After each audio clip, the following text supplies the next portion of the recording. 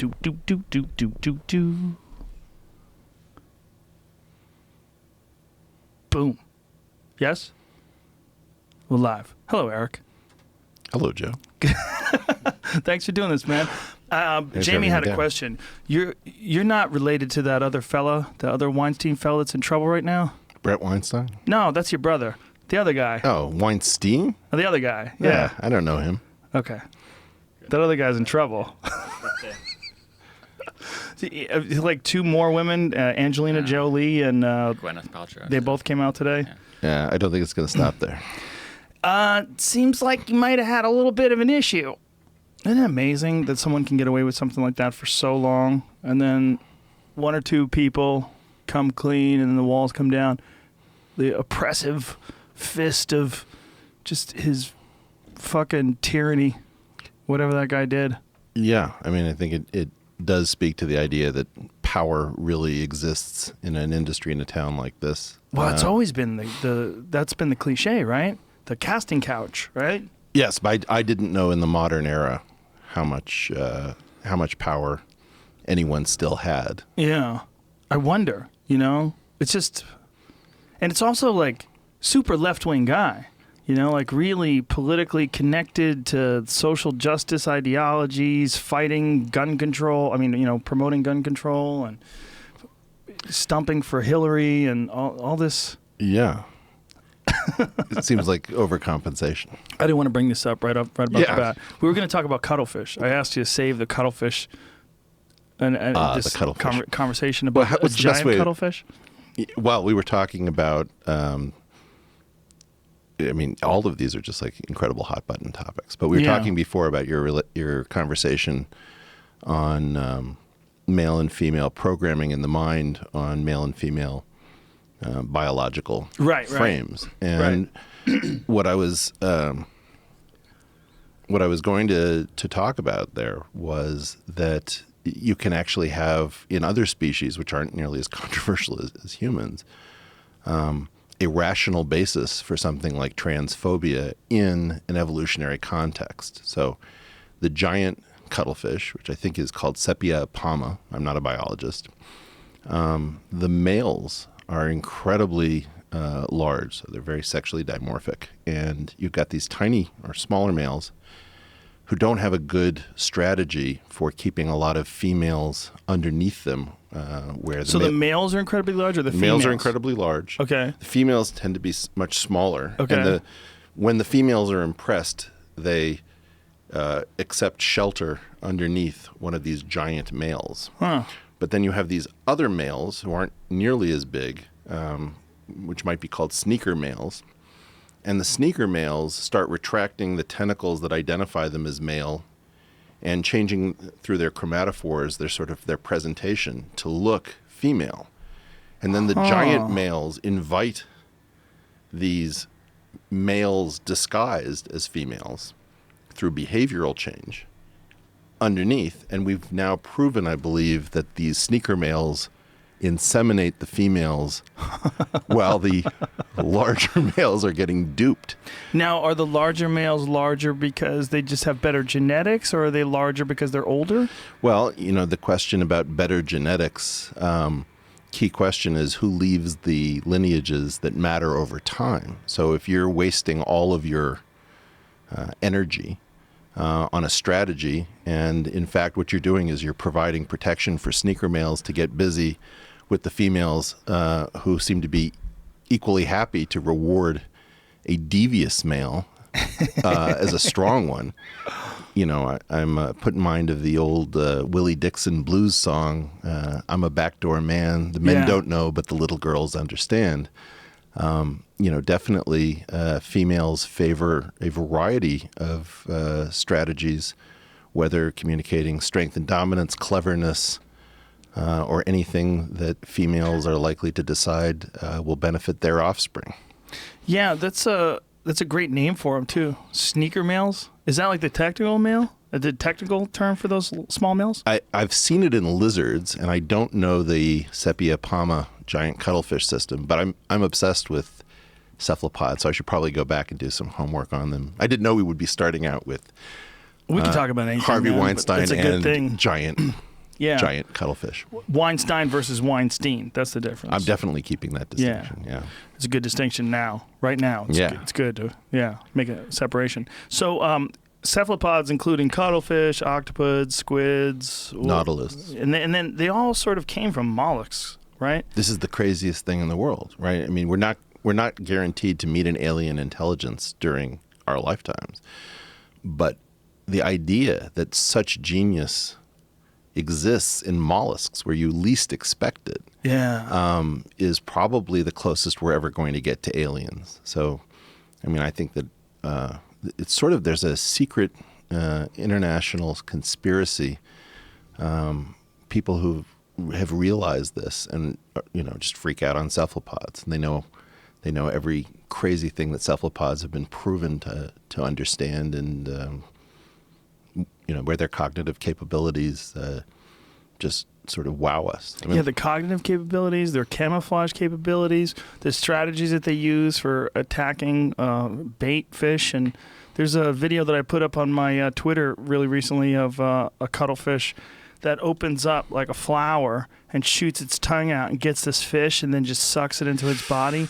And it's like you're looking at some kind of an alien. It's totally I forget, it's like sevenfold symmetry, or it's really on a different branch of the phylogenetic tree. And I think that, the dazzle patterns, where you just start seeing these neon signs that are effectively made out of the chromatophores.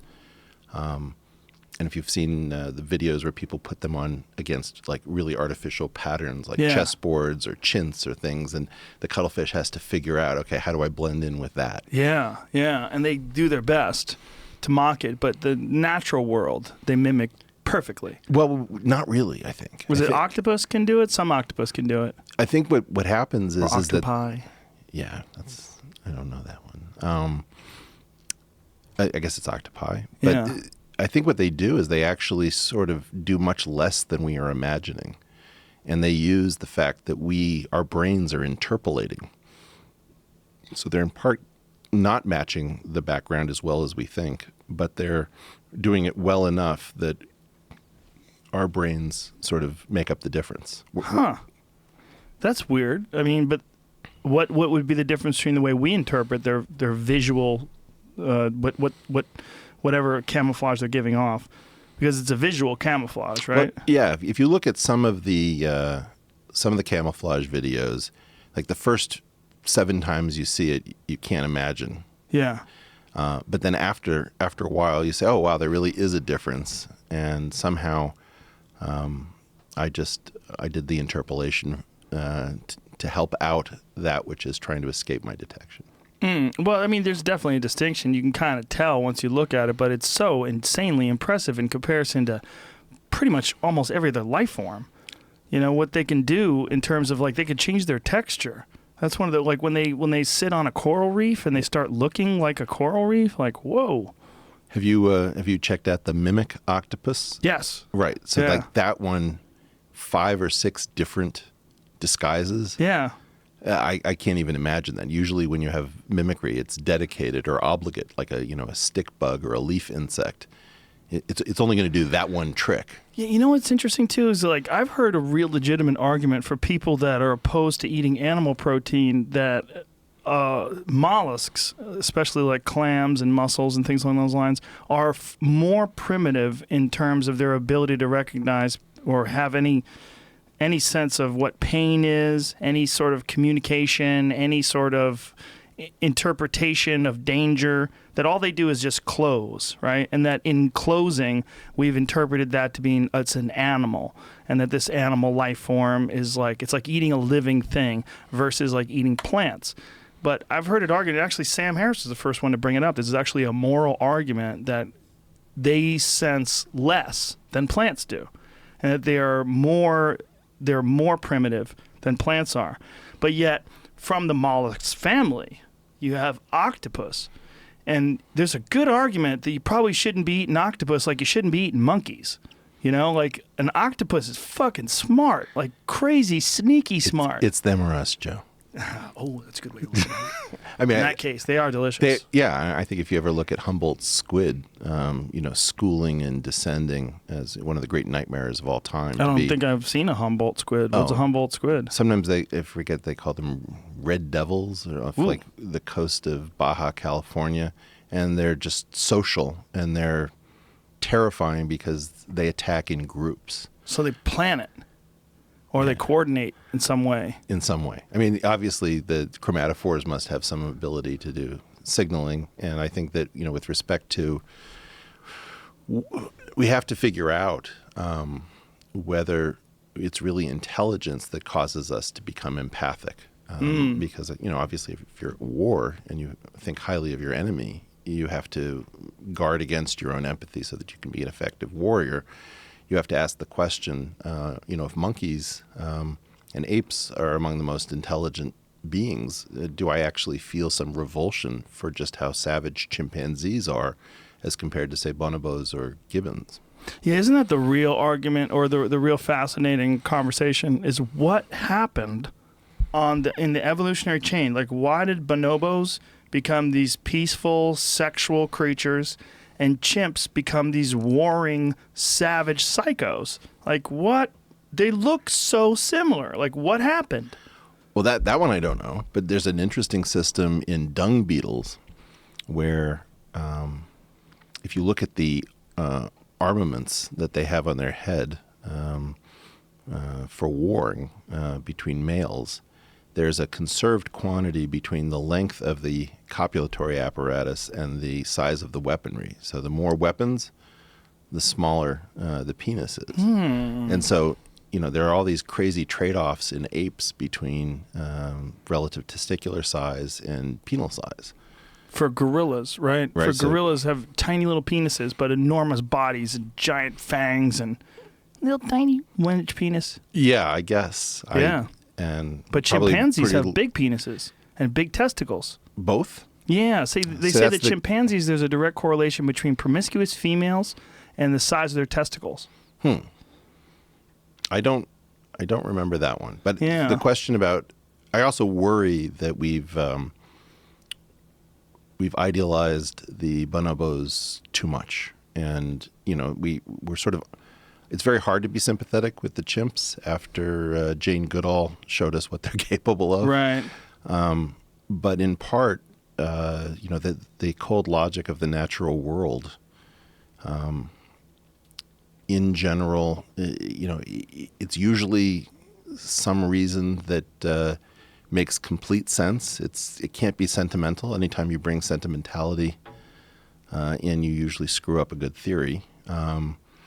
And so, I worry that our comparisons are driven by our needs to locate ourselves farther away from chimpanzees and closer to something that we feel comfortable. So our idealizing the bonobos is not necessarily based on what they actually are, but based on like our little sort of hippie version of life. Like, look, we could be like the bonobos, loving and sexual and affectionate. Or we can be like the warring, horrible, horrible chimpanzees. Well, it's also the case that how great does it feel to be sexual if you're being sexually outcompeted by others? It's always unfun to be, low status. And nature has different ways of punishing and rewarding status and achievement in various different species. So my guess is that there is a kind of conserved unpleasantness in losing each particular game and a pleasure in winning each particular game. Right, and that's essentially how nature keeps moving forward, right? Yeah, to the extent that you're wasting energy warring when you could be being constructive or being more strategic, you're going to get outcompeted by whichever members of your species, figure out the puzzle first. And so I think that, there's this concept of the naturalistic fallacy of viewing that which, if you assume that we carry some sort of Judeo-Christian baggage and all of this was thought to come from a creator who was thought to have positive characteristics, then, well, obviously the natural world is God's work. But I mean, if you actually look at the systems that fascinate me, the creator would have to be about the most twisted consciousness you could possibly imagine. Well, it seems like it's the long game the creator's playing. The creator's not playing the game that favors the health and the welfare of the individual in the current day. It's the matter of like figuring out how to get through this brutal game and advancing and evolving along the way to the point where someday in the future you find a more complex and evolved system. But, you know, this is the most complex and evolved, this us, you and me, humans, most complex and evolved system in terms of its ability to change its environment that we've ever come across. And we're not too happy with ourselves. Yeah, although, I mean, I do think that despite our barbarism, we are that which can contemplate the game. And, you know, at some point, you've obviously had my brother on the show. I asked him as an evolutionary theorist, Brett, what are you doing? You know, you're married to one woman and you've had 2 kids. As an evolutionary theorist, don't you think you're throwing the game? And his response was, I think, brilliant. It was, and tell me, Eric, if you understood the game, why would you want to continue to play it? Right. So for him, it was almost like a sort of a proof that if you really get, you know, another one of his good quotes is that life, when properly understood, is a spelling bee that ends in genocide, that we're all so focused on our nucleotide sequences. Do you really care about the particular way in which you digest lactose, different from how I do it, that you want to go to war with me so that we can spell the future using your version rather than mine? Like maybe you'd feel this way about your ideas, about, you know, your songs, your stories, but really, you really want to fight over like things that neither of us care about. I don't follow. Like, what are you saying? Well, if you're trying to think about, like, I want to leave 7 children. Right. Okay, why do you want to do that? Well, because I want to see more copies of myself. Well, you will see a certain number of copies of yourself, but that's going to get diluted very quickly. By the time we get to your great-great-grandchildren, it's going to be hard to see yourself in your offspring. So that's sort of an illusion of 1 generation, 2 generations. Most of the things that are going to determine your genes propagating have to do with the fact that you're on a team. There are a bunch of people who digest milk the way you do. And so the key question is, you know, Team Rogan on the milk digestion is some huge number of people you've never met. So that's what I don't understand. Like, why? I don't understand the connection to milk digestion. I don't know. Well, it's just one thing that your body is doing in a particular way. So, you know, let's take eye color. Maybe that's more familiar. Okay. So, you know, I know that I have a blue allele that is being suppressed in terms of its expression. Do I really care that, you know, if my wife has 2 brown alleles, does it matter to me that my blue somehow survives? Right. Do I care that I want it to survive enough against some brown-eyed person? It would be interesting if you had a checklist of like what things that you would agree upon. Like you and the wife get together and say, okay, so you do this better athletic than I do. ability, what do you think? You know, whose side are we going with? Intelligence, you're a little smarter than me. I'm going to give it to you. Let's go with your brains. Yeah. Okay, I'm better at smelling things. Like, how do you, you know? I'm just thankful. I'm not allergic to cats. Let's not have the kids fucking sneeze every time they go near a litter box. Well, this is the great thing. Let's just flip a coin. Yeah. Let's do it a couple of times, and whatever we get, we get. I worry about, you know, CRISPR-Cas9. People are going to be having these, like, I'll trade you this for that. We're going to have crazy. Yeah. I'm fascinated by CRISPR. I mean, I think most people aren't even aware of it. People like you, of course, are. People who are paying attention are. But I think to the general public has no idea that CRISPR even exists, and it's potentially world-changing. I mean, you are literally looking at the tools that will eventually lead, much like, you know, Alexander Graham Bell's invention led to you having the internet in your pocket, right? Slowly but surely. I mean, you're looking at the tools that will one day lead to us engineering some completely new organism that you're going to call human beings. Yeah, I think that's going to be a long time off. But I think Alexander Graham Bell was a long time off. I bet it's less time than that. Okay. When was that? Was that 1800s? Yeah. Think of that.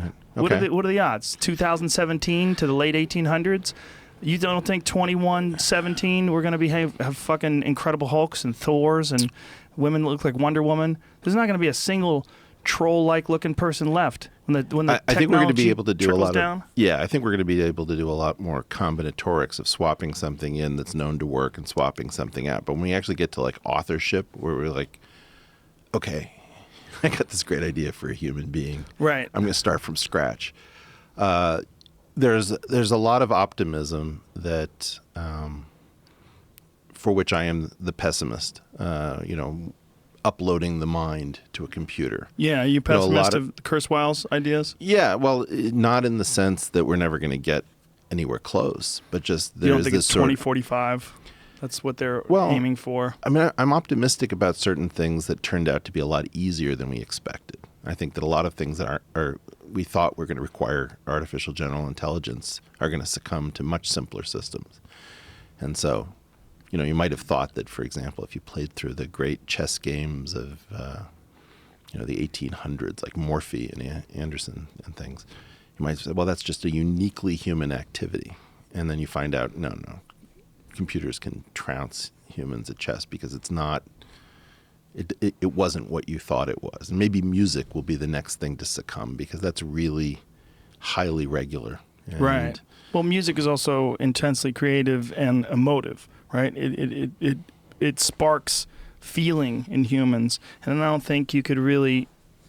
I don't know. I mean, maybe you could, but I don't think you really could figure out a way to engineer or have a computer engineer something that makes you feel like Led Zeppelin, the Immigrant Song.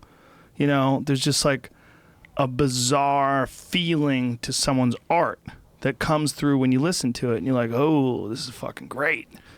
Where I don't necessarily know you could do that with something that doesn't understand emotions or is using a replica of emotions. Whereas chess, a rook can move this way, a pawn can move that way. Here's the rules. This is how it starts. This is what, once you get here, you're in check.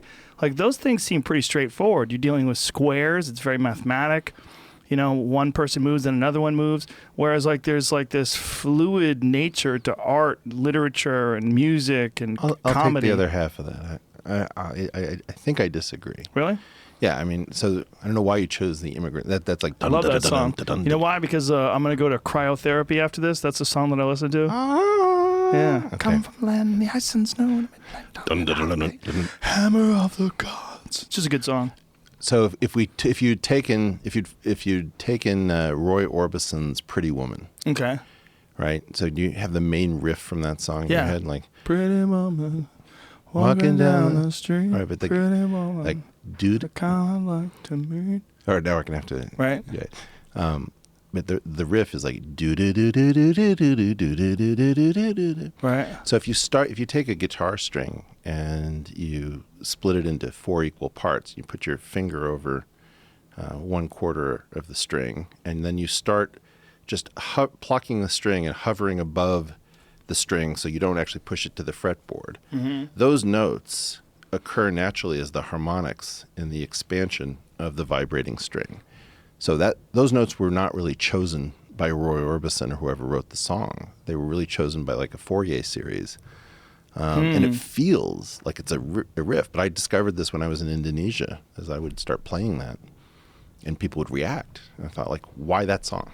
What about more complex, creative, and sort of improvisational song like Voodoo Child from Hendrix? So I don't know about Voodoo Child from Hendrix. You get that. You know what I mean? I mean, well, take and it changes up. So if you look at the first couple of chords of Red House, there's like some seventh or diminished chord, like he's arpeggiating, and then he moves it down a half step, which has to do with this tritone substitution and the symmetry inside of the seventh chord. So if I recall correctly, you have a chord like C, E, G, B flat would be a C7 chord. And the E and the B flat would form this thing called a tritone. And now if you went in the blues, there are 3 elements of the chord progression, the dominant, subdominant, and the tonic. If you go down a half step, you effectively invert the third and the flat seventh. So if you go one half step below that, it's the flat seventh and the third, I think, of the subdominant chord. So Hendrix is actually playing with math in something as basic as... Do you think he's aware of it, or do you think he's doing it sort of just instinctual? Well, first of all, when you're visited by an alien intelligence, we went through Cuttlefish, and now we've gotten to Jimi Hendrix. So that's like these are the best alien sightings we have. Right.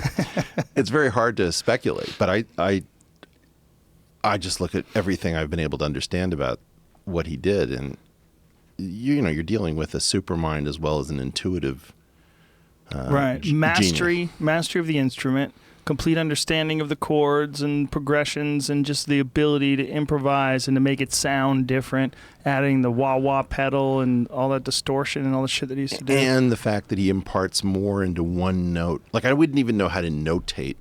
I mean, what is even the instrument? He didn't play the guitar. He played the guitar amplification, signal processing system as a whole. Yeah. So, there are these people who are just in some multidimensional space. Another one of my favorites is a guy named Roy Buchanan, who somehow these guys who understand harmonics gravitate to Telecasters and, pull up a song called Roy's Blues and watch him just go into the multiverse and start playing with things that you can't even imagine are possible.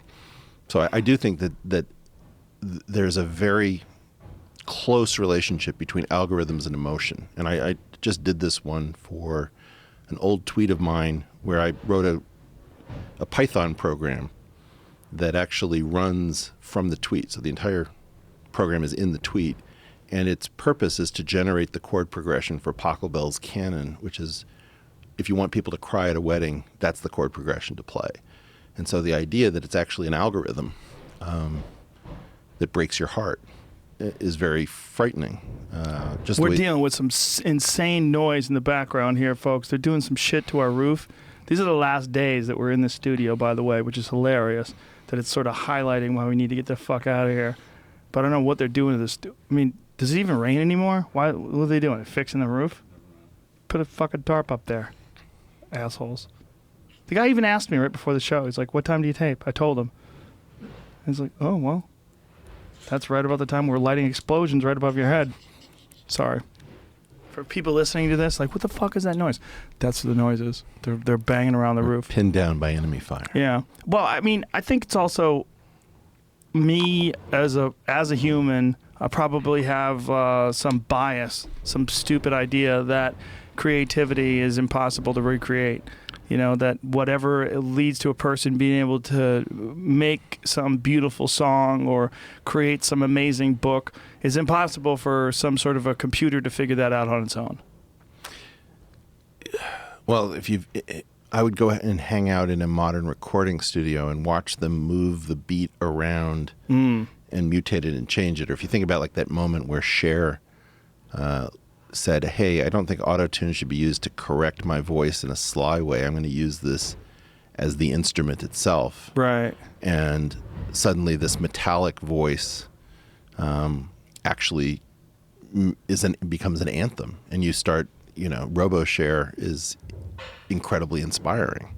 Do you remember Peter Frampton? He was like one of the first guys to use it in a song. Do you feel like I do? Well, so he used that thing with his mouth, where he had a tube in his mouth. So he's really actually using his body to shape. He's using there's like this 5-dimensional lattice in your mouth to produce the International Phonemic Alphabet. So your nose could be on or off. That's one degree of freedom. You can have vocalization on or off. Vocalization meaning? You can have your like F as in Frank versus V as in victory. They're the same mouth, right? But right, so you're just vibrating your throat. So you can have nasalization on off, vocalization. So V is in the throat somewhere. Mm-hmm. Frank, you fucking voomer.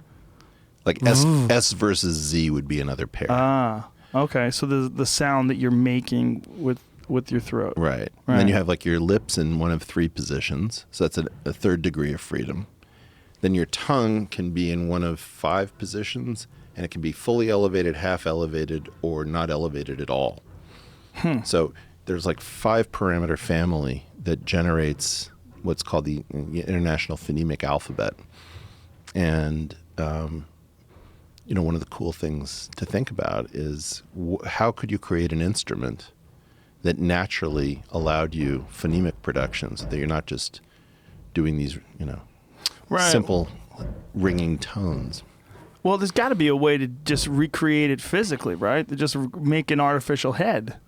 I mean, if you just made an artificial head it's not like we do something that's impossible to recreate with a robot. Okay, but like in terms of, if you take the collection of all major instruments, what comes closest to the human voice? A lot of people think it's the Indian violin called the sarangi. Really? Yeah. If you've never checked that out, dude. No. What's a sarangi? A sarangi is like a Can we use it to drown out the pounding on the roof? We'd win. A sarangi. Yeah. I've never even heard of a sarangi. It sounds badass. So it's a strange violin? It's a strange violin. It's got a lot of sympathetic strings. And, because of you can power into a note, if I have a guitar and I pluck a string, I'm just going to get decay unless I drive the sound, right? But if I do with my voice, oh wow! Look how cool that thing looks. Yeah. Wow. Louder. Wow. I just try to imagine, like a lot of those are sympathetic strings, so they ring when you hit the tone perfectly. Whoa. Now, so if you've never gotten into North Indian classical music, this is who hasn't? Today's your lucky day. This is really cool shit. It's a wild looking thing, man. It only has 3 strings. Yeah, my guess is, I don't recall, but very often you only it's play an old one. That one looks kind of old. It looks a little beat up. Those fucking knobs are supposed to probably have strings. Amazing. Check looking. out like Ram Narayan on this thing. He was like the ultimate badass. Oh, there's an ultimate badass in the sarangi. I'm learning things, man. It almost died out. It almost died out. Yeah, I think it was it was used for guzzle singing, and courtesans used to play it. What's a guzzle singing? Guzzle is like this type of song that would be popular in what would now be Pakistan and northern India. In the early 50s, Pandit Ram Narayan decided to bring... Check this dude out.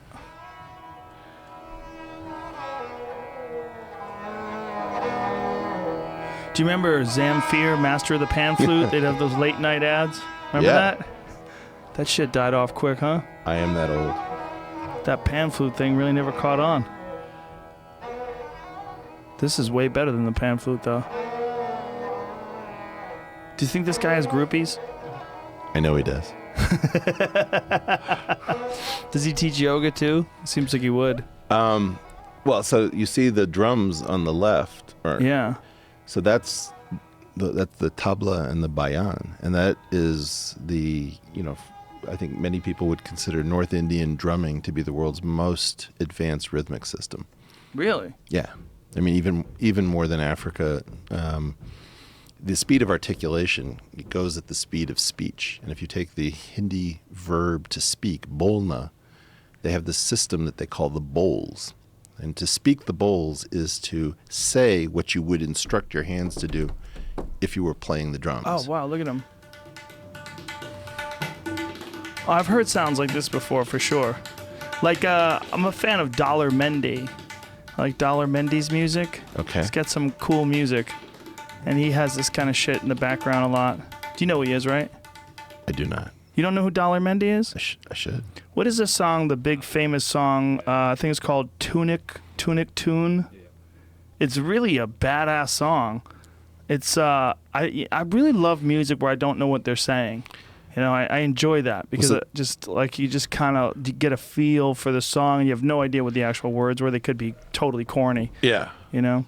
See if you can find something that's like speaking the bowls for tabla, and you'll see these guys doing this thing where they do and what they do is that they create with their mouths everything that their fingers would do with their hands, so they can play that song that we were just playing. What's totally cut off? This is it. This is him. He's got a badass. I have no idea what he's saying. You got his hilarious music video too. The music is like, isn't he badass? It's him against him in this video. But he got kinda love arrested it. for like white slavery. Well, For, that's like, not good. Yeah, he got arrested. Jesus, what it was for, like sex trafficking or something like that.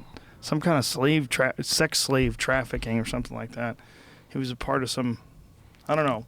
Maybe he just pissed off the wrong guy in India. And I guess. they fucking hit him with some bullshit charge. You never know. You know, weird countries like that, they can get away with a lot of shit. What is it? His brother just died, I guess. Oh. It's taking over the news on his name. Anyway, sorry. So, what is those drums called again? Often just called tabla, but tabla is the sort of soprano drum, and then the bayan, I guess you play with sort of the heel of your hand, so you strike it and you go vroom, vroom, vroom, vroom. Huh.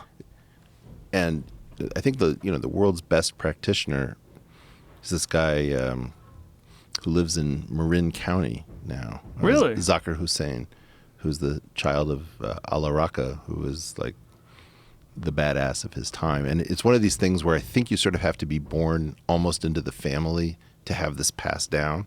How do you know all this stuff? Is this something you've studied for a long time? There is an amazing book by a guy named Neil Sorel that I picked up in college, and I just opened it up, and it went through an entire performance of North Indian classical music, and I was just, my jaw was on the floor. How is there this entire form of classical music much closer to our jazz, so much more impressive? I mean, visually, to watch one of these drummers and one of these soloists, like the soloist will try to lose the drummer, and the drummer's got these mirror neurons that can't be beat, and he'll just like follow him everywhere. And so you're just, you're some poor white kid in America saying, nobody told me this existed. Yeah. Isn't it weird how we just choose like a certain series of instruments that represent rock and roll, certain series of instruments that represent jazz, It's strange when you think of the wide range of musical instruments that exist all over the world that are just never utilized in modern music. Yeah.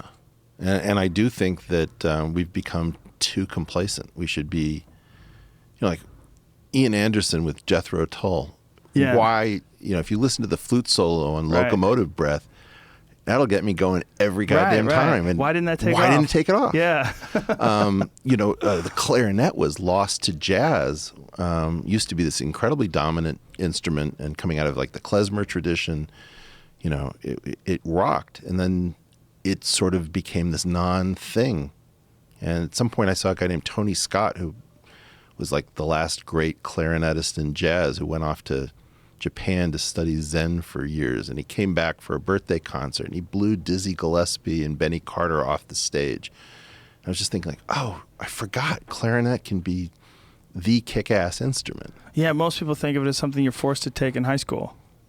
Yeah, but fundamentally, that's where like the ukulele has come back like crazy. The ukulele was a Mexican instrument that was introduced to Hawaii, right? Isn't that how Portuguese, it worked? I think, yeah. Was it? Yeah. But it got in. It's a big thing in Hawaii, right? Aren't they into the ukulele? Yeah. I think it came over with cattle ranchers. I think it was introduced to Hawaii by people who brought over like cowboys. Like, if I remember, I might be butchering the story. Forgive me, my Hawaiian friends. But I think what it was they had introduced cattle at some point in the history of Hawaii. And when they introduced cattle, they're like, hey, how do you keep these fucking things from wandering all over the place? So, man, we got to find some cowboys to teach us how to do this shit. And they got it was either Mexican or South American cowboys to come over and show them how to wrangle these cows, how to corral them, how to take care of them. And then when they did, these cowboys came over and introduced the ukulele, which is really kind of uniquely Hawaiian in America. When we think about it, you hear like a sound of like the ukulele. Yeah. We sort of think about it as like my daughter's a musician, and when we were in Hawaii, I got her ukulele. Like she, and she plays it. We think about it's like in a lot of people's eyes, like a lot of like what we think of as classic Hawaiian music is played with a ukulele. Yeah. So I think I might have fucked up that history. I thought it was like a Portuguese. I think it's ukulele. It means like jumping flea. So it's a Hawaiian name on a Portuguese instrument.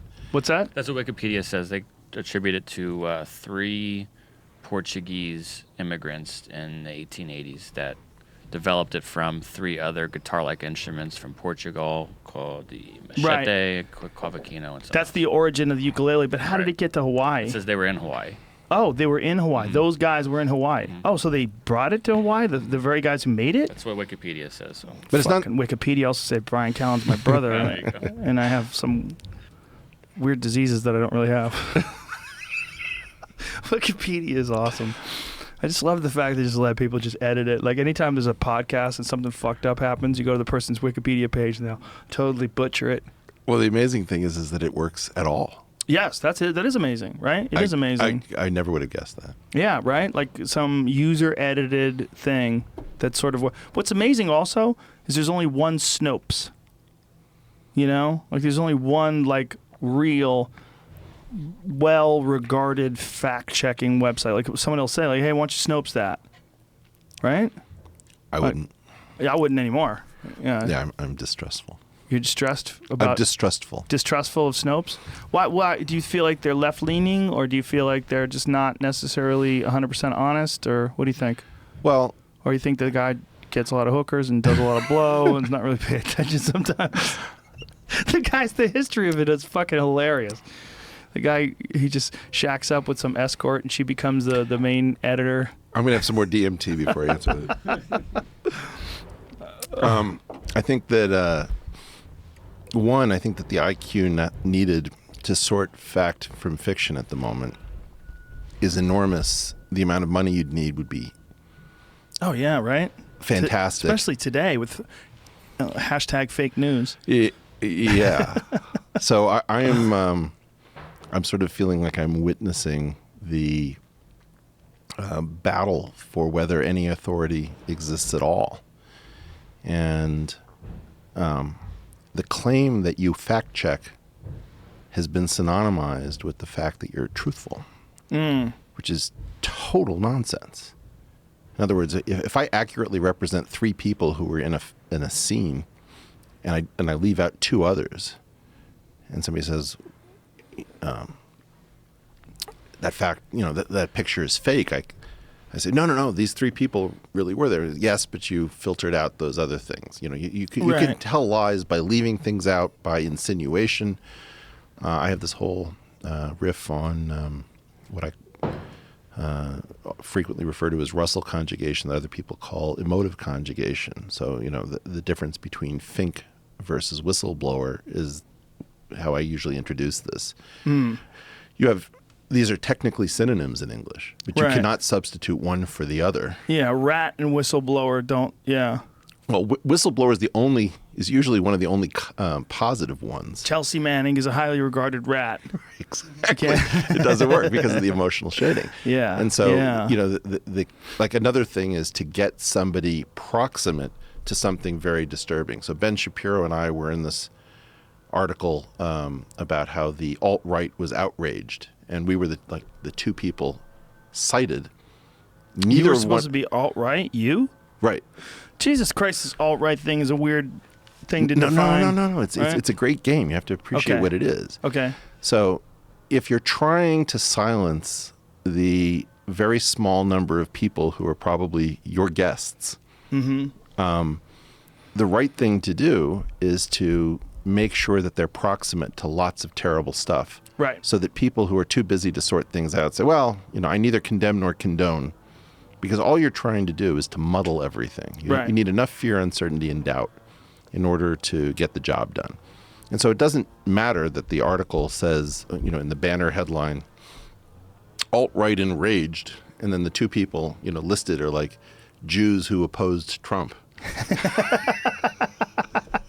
But right, because when those articles are parsed,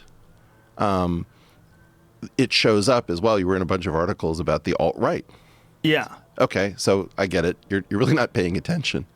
And the point isn't to inform the reader. The point is to tag that which you wish to neutralize. Right. And so it's working very well. Do people in the alt-right consider themselves alt-right? Or did they used to? And what now is it's become sort of a pejorative, so, right? So let's go through the craziness here. Okay. Assume that you are not a Democrat. Right. Not a Democrat might translate to Libertarian. Libertarian or Republican. Right. Republican translates to right of center. Right of center translates to right wing. Translates to far right. Translates to alt-right. Translates to white supremacist. Translates to neo-Nazi. Translates to Nazi. Right. And so you have these very strange chains on the left where Republican keeps bleeding into Nazi. Right. Because of this very weird thing. It's like, well, you said you didn't vote Democrat. So can I say that you're right wing? I mean, you're far right, right? You're basically alt right. Jesus Christ! Holy crap! You just moved somebody who's a country club Republican into being a Gestapo agent. Yeah, and does alt right necessarily mean white supremacist, or have they conveniently glued those two things together? I think Richard Spencer Considers himself alt right. Well, I think he coined alt right. Oh, he did. Oh, Yeah, all right. so the Well, idea is then white there you go. supremacy with a human face, and A human face is opposed to what, like a goat? no, he was trying to change Right. He was trying to come up with a friendlier version of Nazi or white God. supremacist, It's hilarious. right? And so at some level that was a disgusting intellectual masterstroke. But then alt-right became the plaything. A lot of people who are tired of being told what to think and who to be started blurring these distinctions. So, Yeah. now you've got this frog, and sometimes you put a hat on the frog. Sometimes it's the Nazi hat. Sometimes a Trump hat. Right. And so the whole idea is like, okay, for those of us who got used to those lines that we do not cross, those were major transgressions. To other people, they're like, well, why should there be a rule about a frog? Right. And so you have this crazy discussion where you have people with terrible, insidious intent, people who are just clowning around, and everybody is mixed in a way that nobody can sort out, right? That's the frog. That's Keck, right? Yeah. I mean, and if you really pay attention, and I think there's been some sort of a study done on what percentage of the frog is actually used for, Donald Trump or racism or alt-right, and what percentage of the frog is used just for a goof. It's the vast majority is like feels good man type things. maybe. But Maybe. I've seen, I got sent too many Nazi frogs during I've the seen- election. I've been sent a few, yeah. Right. And, it's like, But anybody could make one. No, Right? no, You could I- make a Nazi, and people have made but that's Nazi what I'm trying to Mickey Mouse. But, we didn't used to, like, there's still a lot of stigma around reproducing swastikas with the color scheme and the orientation of the Third Reich. Have you seen that the gay folks, for a very short period of time, were trying to co-opt the swastika and turn it into a rainbow swastika to take it back? Oh, my gosh. Well, Didn't so work. when you go to India, right, you have the swastikas, pointing the other direction with dots in them.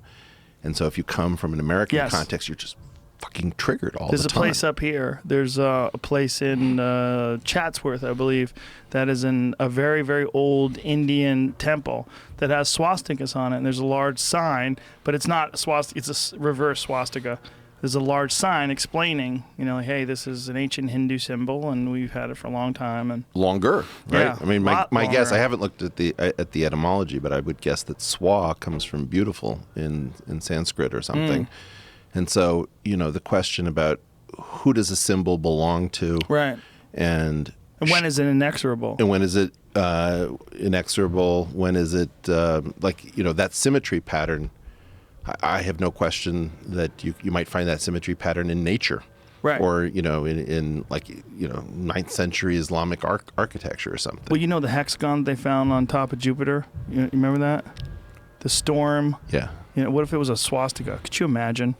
Instead of a hexagon, there's a swastika on top of Jupiter. Jesus Christ. You think How do we Israel would handle take it? out Jupiter? Was it Saturn? Yeah. Was it Saturn or Jupiter? It might have been Saturn. But there was some very bizarre pattern. That yeah. seemed very strange. Yeah, but it's uniform. I mean, it's like pretty close to an actual hexagon, I believe. So, yeah. But it is very weird that we get so wrapped up in symbols. I mean, symbols are so huge for us. Yeah, but they are efficient compressions of information. So, and then you lose, a symbol. Like you can lose a name. Like Dick. No one's calling their kids Dick anymore. Or gay, right? Gay, Talese, yeah. Or right? it used to be gay old time. The Flintstones, they had a gay old time. That was one of the last uses of gay in that. My grandfather claimed that the emotion of gaiety was lost with the word. He claimed that there was actually an emotion that went with it that no one actually experiences anymore. Wow. But how's he describe it? That it was a sort of careless frivolity, that it had a certain sort of combination of like innocence tinged with a little bit of mischief? Like sexual mischief. Really? Anyway, so we become aware of words that open up new territory. So like the concept of Sanuk in Thai. Lots of people who go through Thailand come back and they need the word Sanuk, which is the quality of fun that something has to have in order for it to be worth doing. Like, did you pay your electrical bill? No. Why? There was no Sanuk in it, So that was like, that's a concept. Or chutzpah, coming from Yiddish, or, Turkish has yakamoz, which is the trail of light left on the water by the moon, right? And so once you have a word for yakamoz, it's very hard not to use it, even though nobody in an English-speaking context knows about it. Just the way the word selfie, if you recall when that came in, we'd seen all these weird pictures of like ladies in, restrooms taking pictures of themselves in the mirror. And you're like, what the hell is that? Yeah. Somebody says, oh, that's a selfie. And it's like, got it. Yeah. Right. And then suddenly that word was everywhere. So once we get the symbolic compression that goes with a concept, we become pretty dangerous. My wife has a friend who's so stupid she doesn't know what a selfie means. So uses hashtag selfie and somebody else takes the picture. Yeah. It's a picture of her. She doesn't have a fucking camera in her hand. And she's standing there with her hands on her hips. I would love to joke with you, but I have definitely used that. Hashtag selfie. I've thought selfie when it's not a selfie at all. Well, I mean, it is just her. It's a picture of herself. Maybe she set up the camera. Maybe I'm the asshole. Right? Is it a selfie if you put a timer on a camera and you step back? See, these are, well, fuck me. I'm an asshole. These are the Talmudic questions of our time. She's right. I'm wrong.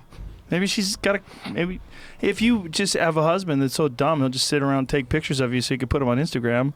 I mean, you basically programmed a monkey. Self. You have a programmed monkey that'll take pictures. It's the extended self. Exactly. Right. Yeah. If you shoot a pheasant and you have a dog that will fetch that bird and bring it back to you, you still shot the bird. A pheasant. Yeah. Yeah. Do you know how they do that? Yeah. Yeah. You flush the birds out with dogs. The birds go up in the air. They shoot them out with a shotgun. The birds hit the ground. The dog gets it and brings it back to you. But you shot it. Yeah. Yeah. That's why they only call them retrievers and things. Yes. Exactly. But we're learning a lot of shit. Let's just go over all we covered. Is that going to be a quiz? No quiz. But we covered why we're moving, because there's a fucking earthquake going on the roof. Indian music. Cephalopods. Sneaker males. Sneaker males. Yeah, I didn't know. So many things I didn't know about. Isn't that like a common thing though? Like everybody kind of knows that's what a lot of male feminists are. They're like sneaker males. They're like sliding in closer to proximity to the females by trying to sort of espouse some ideals that they think would be more attractive to the females because they don't find them in nature. Yeah.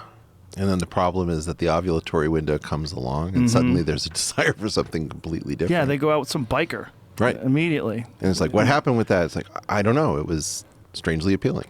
Yeah. It's that fucking gene pull, man. Those goddamn genetics. They've got us. Yeah. But it is really amazing how we're conscious and we're aware of all these issues that we deal with, but yet we're still to a certain extent, at the whim of these genes, of these pulls that we have inside of us. That's like the argument that people always make for why some people find like subsistence living, like those shows in Alaska, so oddly comforting. You ever see those shows? Where you're really close to what the environment that brought you here. Yeah, like Alaska, the Final Frontier. You ever see that show? No. These folks just live up in. They're actually related to that woman Jewel. Do you know that beautiful singer Jewel? I remember. Just amazing voice, and she is related to those folks that live in Alaska. And they have this show where they live way the fuck up there with nobody around them. They are literally in just bumfuck nowhere, Alaska. I don't want to do that. But it's oddly comforting. I love those shows. I don't know why I love those shows. Well, I really do. I think you might. I could see you doing that. To living like that? Nah. No, I like to do it in little bursts. Yeah. I enjoy a movie theater, sir.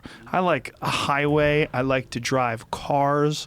I enjoy television. I like cooking in a home. Okay. I like doing that. I like sitting down with electricity. I like all the trappings of civilization, but I do enjoy going to nature. I have no desire to be a trapper and fucking, flying around in a bush plane, landing places and checking my steel traps for minks and stuff. Yeah, those are the folks. Huh. Is that her in there? That's obviously, I think, a super old picture of it. But Is she one of them? Is she the girl with pretty the sure the red sweater? probably Yeah. Probably there. I forget the name of the family. Kilcher, I think. Yeah, I think that is it.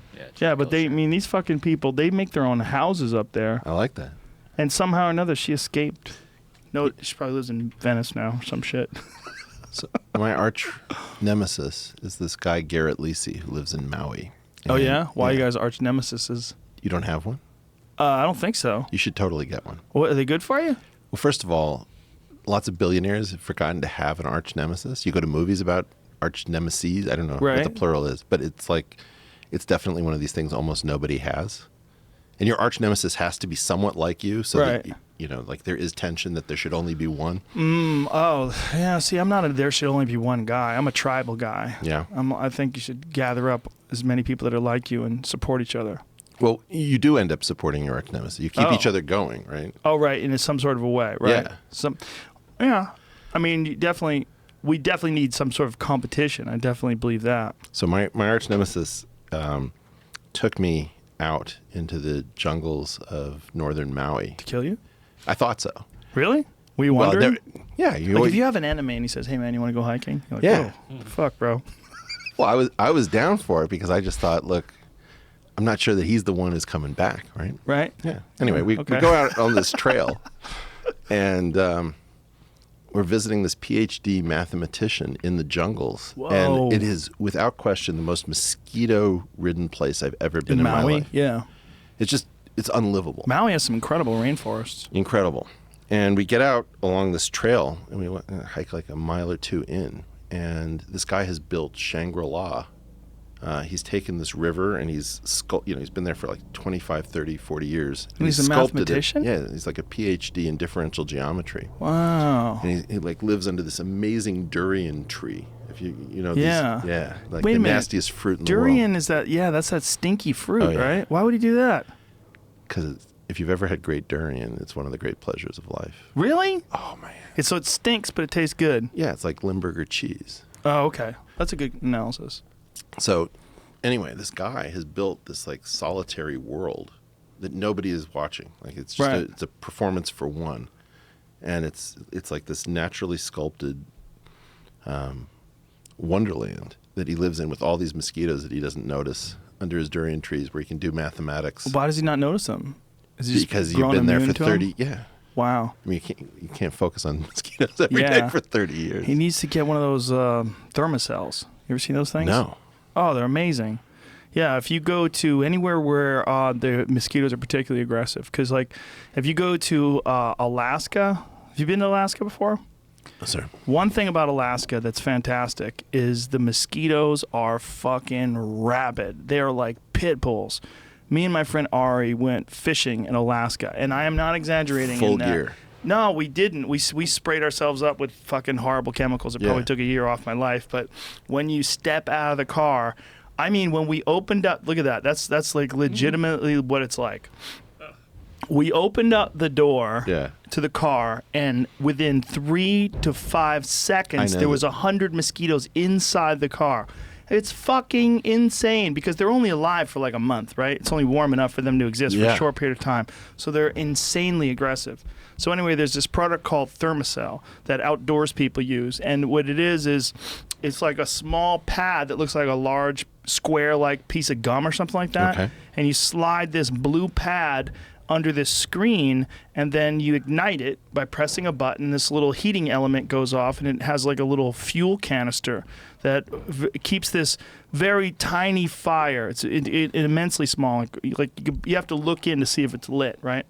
It's probably not even a fire. It's like somehow or another this element is heating up this fuel, and it takes a long time to go through a small canister. But it emits this very fine mist. And this mist will keep an 18 square foot Get out. window of protection How from have I never heard of mosquitoes. this? Dude, it is impossible to be in the outdoors without it once you've had it. I found out about it from my friends in Alberta. They were the first to turn me on about it. They live in Alberta, and it's the same thing in Alberta. The mosquitoes are super, super aggressive because it's only warm enough for them to exist for a short period of time. I'm so glad I did this show. Dude, a Thermacell is amazing, and you can strap them to your hip. You just put one on right there, and you don't even smell it. But the mosquitoes don't want to have nothing to do with it. They just keep they try. Some like really aggressive ones go, "You motherfucker, I'm getting," and they give up. I mean, it's amazing. It makes being in the woods incredibly bearable. Like my daughters wanted to go camping in the backyard one night, and there was bugs out there, and I said, "Oh, I got the solution." I went out, got my Thermacell, lit that sucker, put it there. Everybody's out cold sleeping. Just no problems at all with bugs. And civilians can purchase this. Yeah, well, it's not toxic, I don't think. But it's super easy to use. That's it right there. Yeah. So that thing, see that blue thing in the top? That's a piece of the Thermacell, the chewing gum looking stuff. These slide under that screen. And when it gets used up, that blue thing becomes all white. It's so easy to use, man. It's I'm going to go to Kamchatka just to try it out. They have a large one there that looks like a lamp. See that one that looks like a lamp up there? Fucking dude, those things are the shit. Because I hate mosquitoes. Oh, Thermacell. It's the way to go. I mean, Google the negative consequences. See that one, he's got like pouches on the side of the container. In one pouch you'd have like your little extra fuel canisters, and the other side you'd probably have some of those little extra Thermacell pads. But one little thing, one of those little blue things lasts for like 8 hours. So, I mean, one of the great questions is some of the most beautiful land in a place like Maui is mosquito-ridden. Yeah. And so if that worked, could you change land value? You'd have to burn them all the time, and I don't know if it's something you want to breathe in all the time. Okay. Yeah, All right. I just don't. I don't know enough about negative consequences, but I've used them a bunch of times, and they've never even given me a headache or anything. Find out if whatever's in Thermacell is like safe for long-term exposure. It says you're not supposed to use in a confined space No. Okay. because there is some sort of stuff you're obviously breathing in. Yeah, So for sure. But- permethrin, paramethrin. I don't know. How come nothing?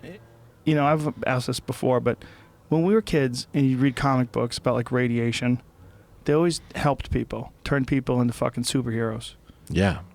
You never hear that shit in real life. Yeah, you have to get lucky and get like some homeotic mutation. So you've got like Yeah, I mean, extra arms coming out of your head. it or never something. does anything good. No mutation. Not true. Well, homeotic obvious- mutations in bugs are really cool. Well, yeah, in bugs, but I mean, in human beings, like, I mean, I guess Are the random Chinese experimenting with mutations this? that probably, man. Yeah. That was the thing about CRISPR that I was going to bring up earlier. For sure, they're doing that, right? They're making humans. Yeah, I mean, that's the thing about like having this ethical, moral stance on the use of something like CRISPR to genetically alter fetuses. Yeah. That if you do that, you really, if you have an opposition to altering embryos, you're Right. like, that's immoral. It's not something we No, want to be we're a gonna part get of. past that. Yeah, but that's the problem. They're already past that. The Russians don't give a fuck about that. Did you see that movie, Icarus? No. God damn, you have to see that movie. All right, sir. I had Brian Fogel on last week, who is the director and producer of this documentary on the doping, the Russian state-sponsored doping program. Right. Russians don't play, dude. They don't play. They had a state-sponsored doping program that was kind of overseen by Putin. like down the line. Like there's a direct chain of command. And the whole entire Russian team in Sochi was on drugs. All of them. The guy who engineered the whole thing, like the main scientist, is in the United States now under protective custody in hiding. And Putin is trying to drag him back to Russia by stealing the homes from his family, stealing his wife's home, turning him into homeless people in some sort of a lure to get him to sacrifice himself to come back for the health and safety of his family. You remember what happened when Saddam did that? It didn't work out so good. Yeah, the cell phone video. That's when you know you fucked up. The cell phone video footage of your execution. Like, Oh, that's Saddam's execution. But I think he lured his son-in-laws back. Like, don't worry, it's all forgiven. And the son-in-laws came back, and they. Oh, really? That was the. Yeah, Saddam was pretty skilled in.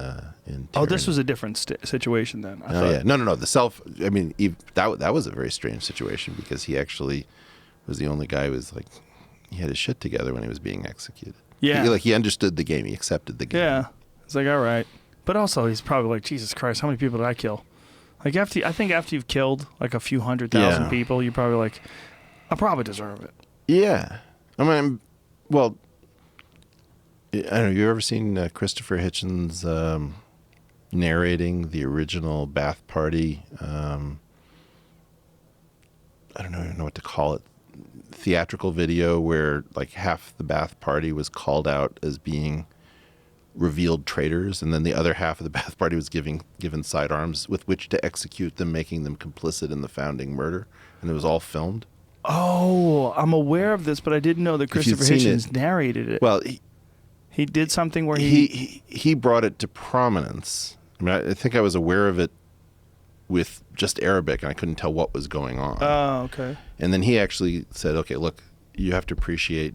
Well, this is a topic that I think, it'd be good to talk about. I don't know that I've ever talked about it, but message violence is the glue that keeps a lot of societies together. And we don't study it or talk about violence that is specifically constructed to be theatrical. Like public beheadings, is that what you mean? Yeah. That would be a kind of message violence. Or, for example, forcing families to pay for the ammunition with which their family members were executed to make them complicit and emphasize their weakness. All of the stuff that the mind goes to horror movies to explore is often used structurally, particularly in the Middle East. So, ISIS, for example, the Jordanian pilot video, which I find that many people haven't seen. The whole point of it was that the pilots were raining down death in two particular forms, rubble and fire, on people in the ground. And ISIS captured one of the Jordanian pilots and decided that they would theatrically execute him with a version of exactly these two things that he was meting out from the air. And so the whole point of it was to create the cinematic imagery to sear into people's mind what it meant to oppose ISIS, that ISIS was in fact just in a sort of eye for an eye kind of a way. And, my belief is that we don't understand the role that message violence plays, in part because we are now denying it. If you think about Vietnam, we have all of these images that were burned into all of our minds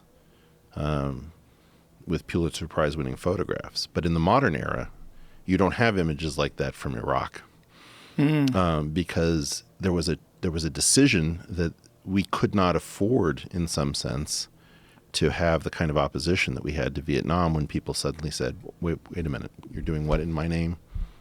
There's an issue that has always puzzled me, and this issue is people that lean left, people that consider themselves progressives, have a very distinct, very obvious bias against criticizing Islam, criticizing Islamic terrorism, criticizing Islamic suppression of women, criticizing these cultures. Right. under the guise of not wanting to promote Islamophobia and things along those lines. And I've always wondered how much of what that is a fear of reprisal, of speaking out against them is terrifying. Right. So what they do instead is embrace the cultural differences that these people exhibit, concentrate instead on the positive aspects of their community and the good things about Muslim culture and Islamic culture, and not really does not bring it up at all. Like you very rarely hear people on the left talk about how oppressive and horrific some of the conditions that women and homosexuals are forced to live in Muslim cultures. Right. And I've always wondered if that's what that is. Like, there's a because no one in modern day, no one ideology is more brutal in their reprisal. I mean, they kill apostates, right? They kill people who leave. If you join, you can join. No one's stopping them. The whole idea of spreading Islam is that you should be proselytizing. You should be getting people to join because it is the only truth. It's the only way to go. But once you do join, you're in. Like, you're not allowed to leave. Yeah, well, first of all, I mean, let's actually do this one. I think it's important. Okay. But they didn't start that. We Jews started this, so far as I know. So if you go proselytizing? No. We don't proselytize. But the once you're in, you're in. Oh, really? Yeah. If you go to Deuteronomy, I think it says something to the effect of, if someone comes to you and says, "Hey, let's worship gods not known to the fathers, set upon them with a stone before anyone else gets there." But are you supposed to do that to someone who is already converted to? Yeah, if you're in. Right, if you're in. If you're in and somebody says, "Hey, let's go worship other gods," you're supposed to kill them. But what if that, that's interesting, right? So it's an old idea. It's an old idea, and it's not an Islamic idea. Right. It's a Jewish idea, in my opinion. Okay. Okay. But it does exist today primarily. So I asked my rabbi about this, and she said, "You have a female rabbi?" Oh, yeah. You progressive motherfucker, you. Look at you. No, I like it. I'm proud of this. I have a rabbi who happens to be female. Okay. It's like, was she born female? Or is it one of them? She's all woman, all rabbi. Allegedly. They're all women. Caitlyn Jenner's all woman. How many incendiary topics do you want to get? All of them. No. Let's just turn everything up to 11. That's what I do. Okay. Come on, man. I'm a comedian. All right.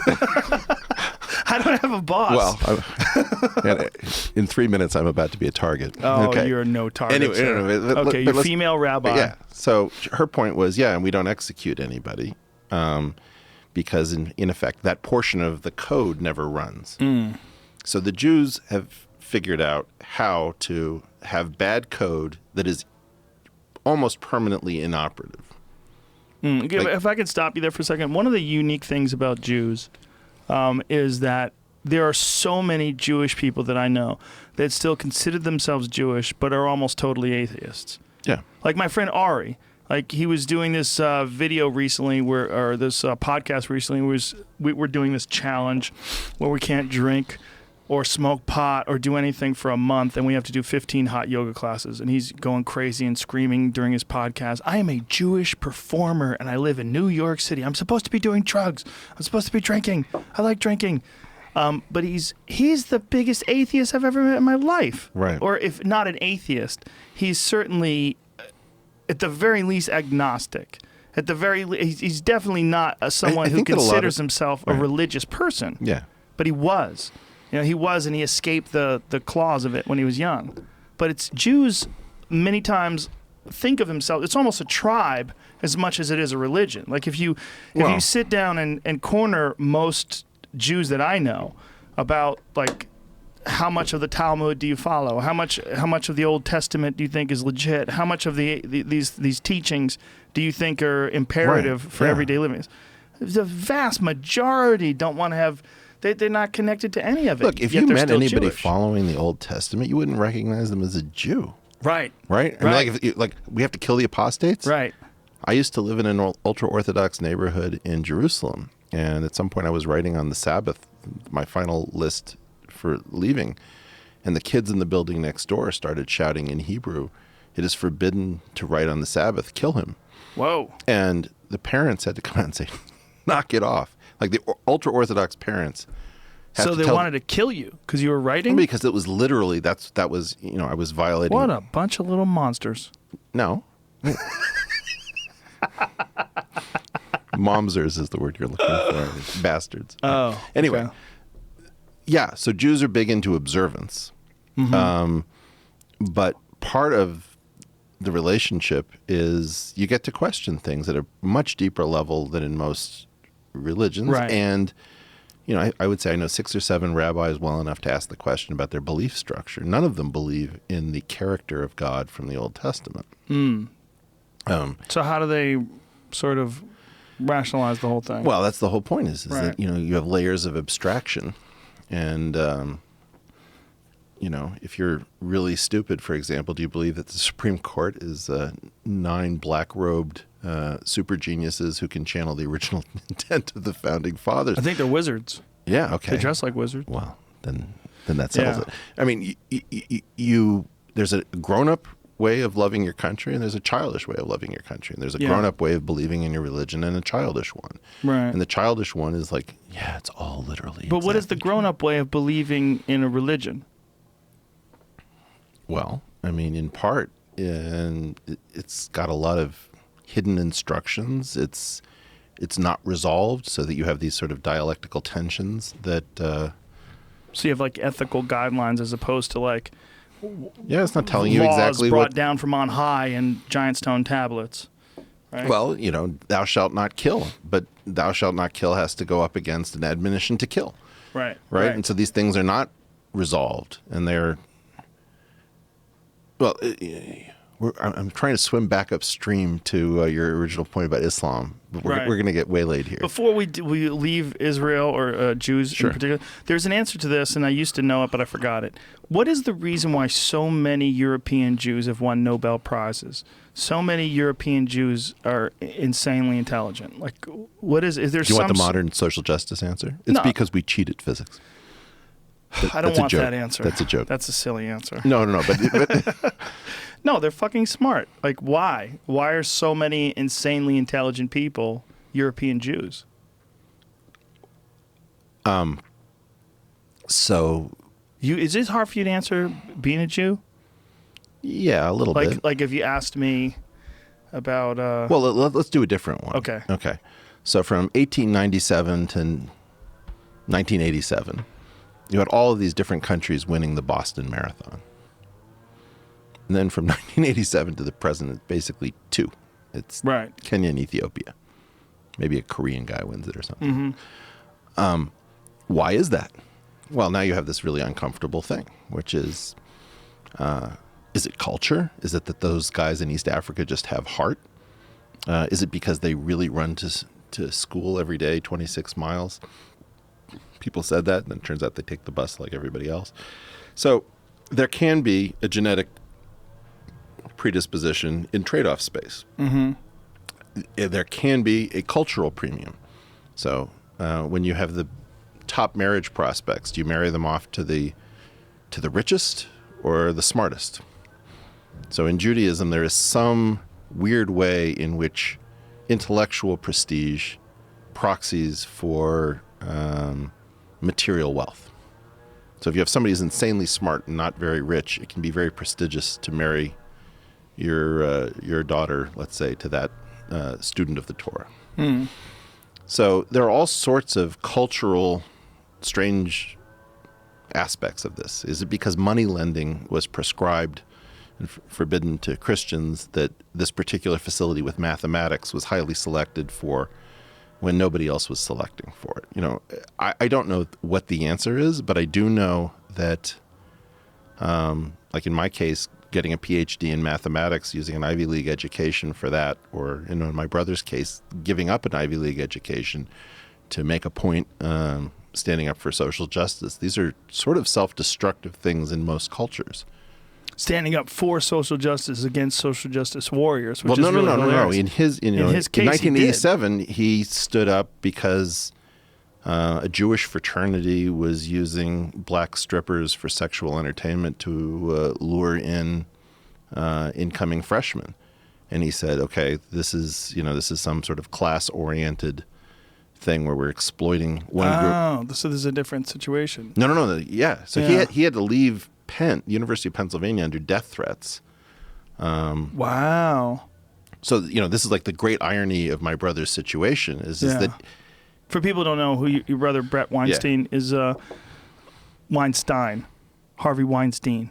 Brett Weinstein, right?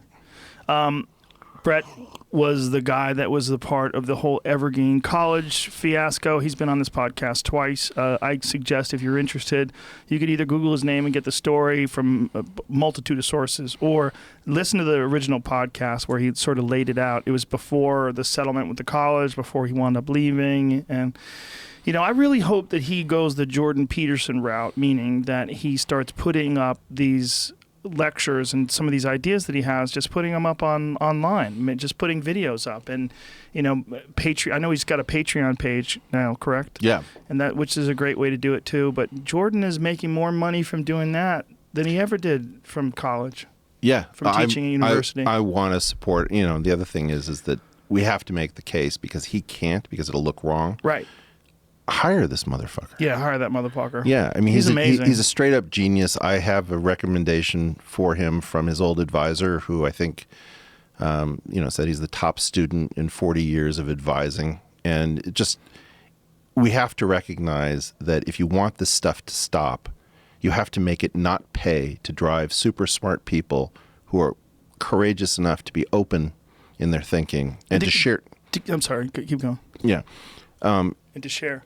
And to share their thoughts. And fundamentally, if we drive these people to extinction, it's on us. Yeah. And so my question is, hey, University of Chicago, Harvard, Princeton, Stanford, where are you? Yeah. I mean, people are terrified of repercussions, right? They're terrified of... But they think that he's a guy from Evergreen State, so he's lower rank. Oh, let me use my tiny megaphone to say he's not lower rank. He's unfucking believably smart. Look at his work on elongation of telomeres in laboratory animals, where he predicted what Nobel laureate Carol Greider found from first principles, that the mice that are being used to test our drugs have wildly exaggerated telomere lengths, giving them amazing capacities for histological repair, but possibly putting drugs to market that shouldn't be there. This is somebody you want to be taking intellectually serious, and stop treating this like the clown act that they're running, and this just happens to be a victim. Well, Evergreen College is an amazing example of what can go wrong if you let these crazy children sort of dictate the way human beings are allowed to behave and the way discourse takes place on campus. To the Cliff Notes, what I was going to say, they wanted to have a day of absence. They traditionally had a day of absence where people of color would take the day off to school where people would miss them. Sort of like, didn't they engineer that in L.A., A Day Without Mexicans? It was a movie, right? It would shut down. I'll just tell you right now, L.A. shuts down without Mexicans. But instead of doing that, the social justice warrior mentality that thinks that every white man is some sort of an oppressor and you need to figure out a way to eradicate them from the world, they decided to go the opposite route and force white staff and white students to stay home. Your brother rightly protested, saying that is inherently racist. Like, what you're proposing is racist. He's an anti-racist. Yes, he's anti-racist. And the problem is that the diversity movement, which has now become the equity movement, is actually racist. It's racist against white people. I don't even want to say it's reverse racism or racism against white. It's openly racist. There's it's no openly such thing sexist. as reverse Exactly. racism. There's either racism or no Thank racism. You. That whole proposal that racism against white people is reverse racism. No, look, this is a cult. This is a cult. And the way you know that it's a cult is you ask for the definition of racism. And if somebody tells you it's power plus prejudice, and therefore certain groups can't be racist because they have no power, that's how you know somebody's in the cult. Because if you look it up in the dictionary, it doesn't say anything like that. Another one would be gender has nothing to do with sex. Go to the Oxford English Dictionary, look at the difference between 3A versus 3B. Gender and sex have been closely tied. And sometime in, I think the 1940s, a couple of fields in the U.S. started using gender to be behavior, sex to be, that which is your dedicated genotype, phenotype. What is going on is that these people are changing the definition of words in order to push a cult into the exact place where it must not go. It must not go in the diversity office. It must not go in HR. You cannot have this openly racist, openly sexist cult in the place which is the immune system. Yeah. And so that's the key thing is that we're used to thinking of our immune system as being there to protect us. But if you think about an autoimmune disease, it's when your immune system starts attacking the self that you're in real trouble. So learn the signs and learn the tells. You don't have to sign up for Jordan Peterson's postmodernism. Just ask somebody whether black people can be racist against whites. And as soon as you hear power plus prejudice, you know you're talking to a cult member. As soon as you hear that gender and sex have nothing to do with each other, right, and you have recourse to dictionaries, and you start talking about the history, and somebody starts saying, well, that's your white fragility, that's your white privilege, Mm-hmm. why are you in denial, why aren't you accepting allyship? Okay, so suddenly it's like, okay, it's Xenu and the volcanoes and the clams again. Yeah, it is. Yeah, it is. And one great piece of evidence about that was this whole Google memo thing. The Google memo thing, the difference between what that guy actually wrote on the memo and what was published in so many different publications, so many different online websites, is just straight up libelous.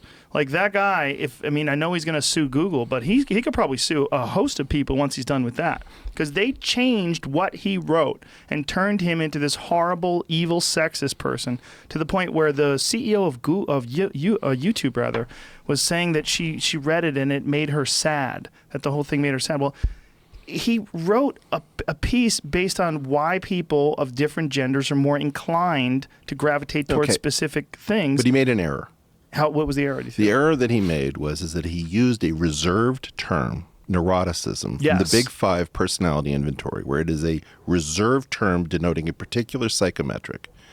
And so rather than saying men are less conscientious than women. He said women are more neurotic. He said women are more neurotic. I actually brought that up with him, and he regretted it. He regretted bringing that, because I told him, I said, that's my only criticism. It's like, that's a derogatory term. But again, I had not quite remembered that the Big Five personality inventory, is what openness, conscientiousness, extroversion, agreeableness, and neuroticism. But, when you see something that careful, most people just didn't read it. They went with like the headline. Right. So that's the first thing. You should guess. Somebody that smart is probably using a term. If I say moral hazard to you and you don't know economics, you're going to think, oh, wow, what is a moral hazard? Is that like reefer? Has nothing to do with that. It's a reserved term, right? So if I keep talking about rent seeking or moral hazard, I'm not talking about landlords, or somebody offering your kid a doobie after school. Right. So that was like the first intellectual failure. I just have been dealing with this where I talk about power laws and statistics, which is a particular type of probability distribution. And somebody says, geez, the powerful people in our country are so protected and privileged. Why do we need laws to protect them? Like, what? Oh, you said power law. It's like, that has nothing to do with... There used to be this character on Saturday Night Live whose name was Emily Litella, played by Gilda Radner. And they'd bring her in, and she was hard of hearing. And she'd say, what's all this I hear about a death penalty? The deaf have problems enough as it is. And then she'd riff for 2 minutes, and it's death penalty. And like, oh, that's entirely different. Never mind. So she was remember that. Remember? It's like violins on television. We need classical music for kids. Gilda Radner was awesome. She was awesome. Rosanna Dana. Oh, my God. You couldn't do any of this stuff anymore. You couldn't. You really couldn't. Yeah. But... getting back to the Demore thing, I'm I'm checking our tree and it's exploding here. So, the thing about what he did was he was trying to write a pro-diversity memo. If you lie about the differences between men and women, what are your odds that you will be able to hack a solution to getting all the brilliant women in our country who care about STEM into the workforce? This is what we need to do. Right. There's no shortage of brilliant women. I've collaborated with them. I know they're there. We need to figure out as a society, do we need to pay women more so that we can get them out of working in the home and taking care of older, parents and young children during their prime years? We need to be very creative about the actual differences between men and women. Should we have a rule, not equal pay for equal work, but equal pay for unequal salary negotiation? If we don't allow that's ourselves... a good point. But please elaborate on that, because that is an issue with why women sometimes make less than men, is that they don't have the same sort of aggressive salary negotiating tendencies that a lot of men do. Aggressive, testosterone-driven sort of... I mean, there's all sorts of things. You know, again, I don't want to mansplain any... But isn't that a big issue, too? I mean, look at Chekhov's short story called The Nincompoop, in which it's an employer and a domestic worker in his home. And he talks to her about all of her wages, and then he starts taking away little bit by little bit for, you broke a cup and you were a little bit late. And he whittles her compensation down to nothing, and she accepts it. And then he says... The employer says, you stupid fool, I've just cheated you out of your entire wages. I'm going to give them to you, but understand that this is how an employer cheats an employee. And you're just like, whoa.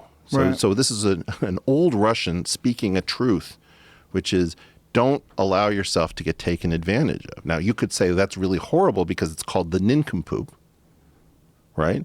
Or you could say, actually, that was an attempt to talk about a problem, about needing to be more aggressive and more assertive. So, getting back to the Damore issue, Damore needed to set this thing up at Google differently. So I took my son to the local pinball arcade. And just think of it as a bunch of workstations where nobody's getting paid. Instead, you're paying for the privilege of staring at this thing for hours with the bells and lights, doing something with balls and mechanical systems. There are not a lot of women trying to integrate the pinball arcade because it's a loser activity, right? That's how they see it. Pinball's for losers? Yeah. I play pinball. I'm a loser. I know these things. Okay? My friend owns a pinball arcade. Yeah. He's got a restaurant with pinball in the back. Is he going to hurt me? No. No, I'm just joking. The point is, this is something which is low prestige. It's anti-compensated. Yeah. And anti-compensated. That's a good way of pointing it. Right. It's just like you're just plugging money into the machines. So my point is that what Damore said was, it's not cognitive ability, you idiots. It's interest and temperament, which is hugely liberating. Right. If it's not basically cognitive ability, if men are as smart as women, but men can do something for hours and hours, often uncompensated, in a kind of robotic, monomaniacal, tunnel-focused kind of a way. Is that necessarily a great thing? Well, it happens to be compensated now. Right? Well, it's only a great thing if that's what you choose to go into for a career. I program, and I hate it. You hate programming? Yeah. What do you want to do? Well, play that funky Indian violin thing? Exactly. Well, but I'll spend hours doing something like that, right? But the point is that coding turns me into like this autistic, spectrum-y guy. I get speech apnea. Again, I don't want to say anything against. Do you really? So, like, the more you get into coding, you really sort of adopt a code mindset? So if you started talking to me while I'm coding, right? You say, "Hey, Eric, do you want to go out for a beer?" I'll start to say, maybe later. Right? Really? Yeah. Well, like that's probably because I'm being annoying and I'm distracting you from your work. Exactly. Right? Right. I see you as annoying. Yes. I'm trying to follow. I see me as annoying too, if that helps anything. Well, if you're doing Brazilian jiu-jitsu and I come in and say, "Hey, Joe, you want to go out for a beer?" Like, I got my hands full. I'm getting choked, bro. Yeah. So, the issue is that a lot of us, who have male hardware, male software, recognize that we get obsessive, compulsive. We're not always thinking about reward. Right.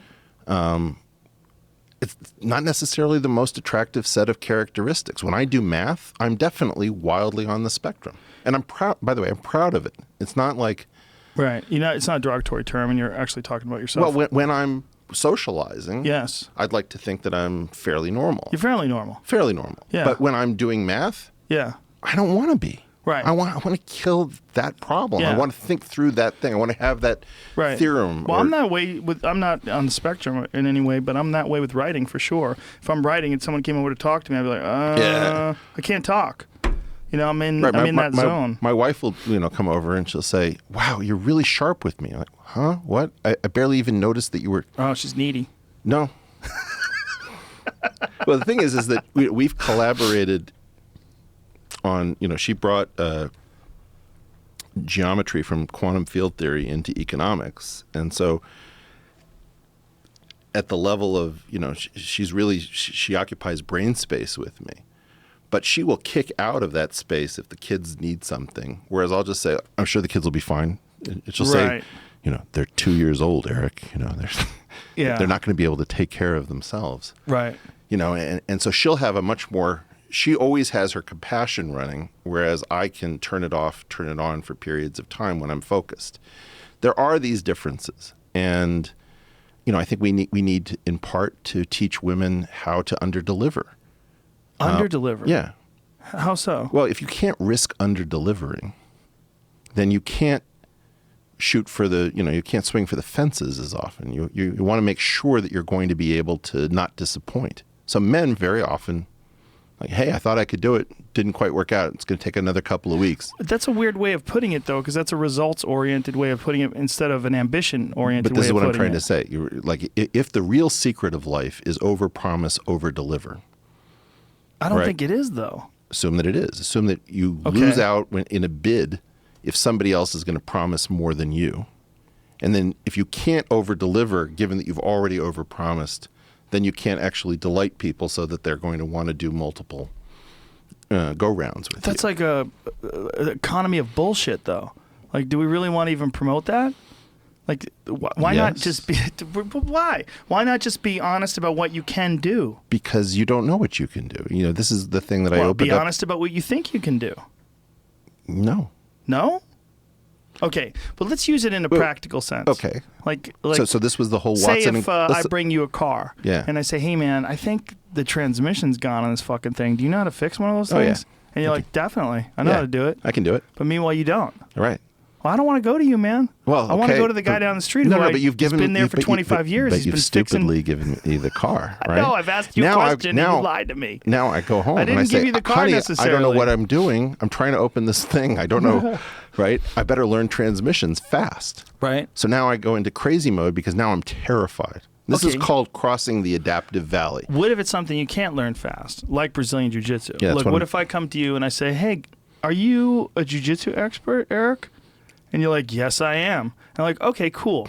Why don't you meet me in 2 weeks and we're going to do jiu-jitsu? And you have 2 weeks to go fucking crazy and learn all you know about jiu-jitsu. Okay, so what we're talking about now is this is not a trivial skill.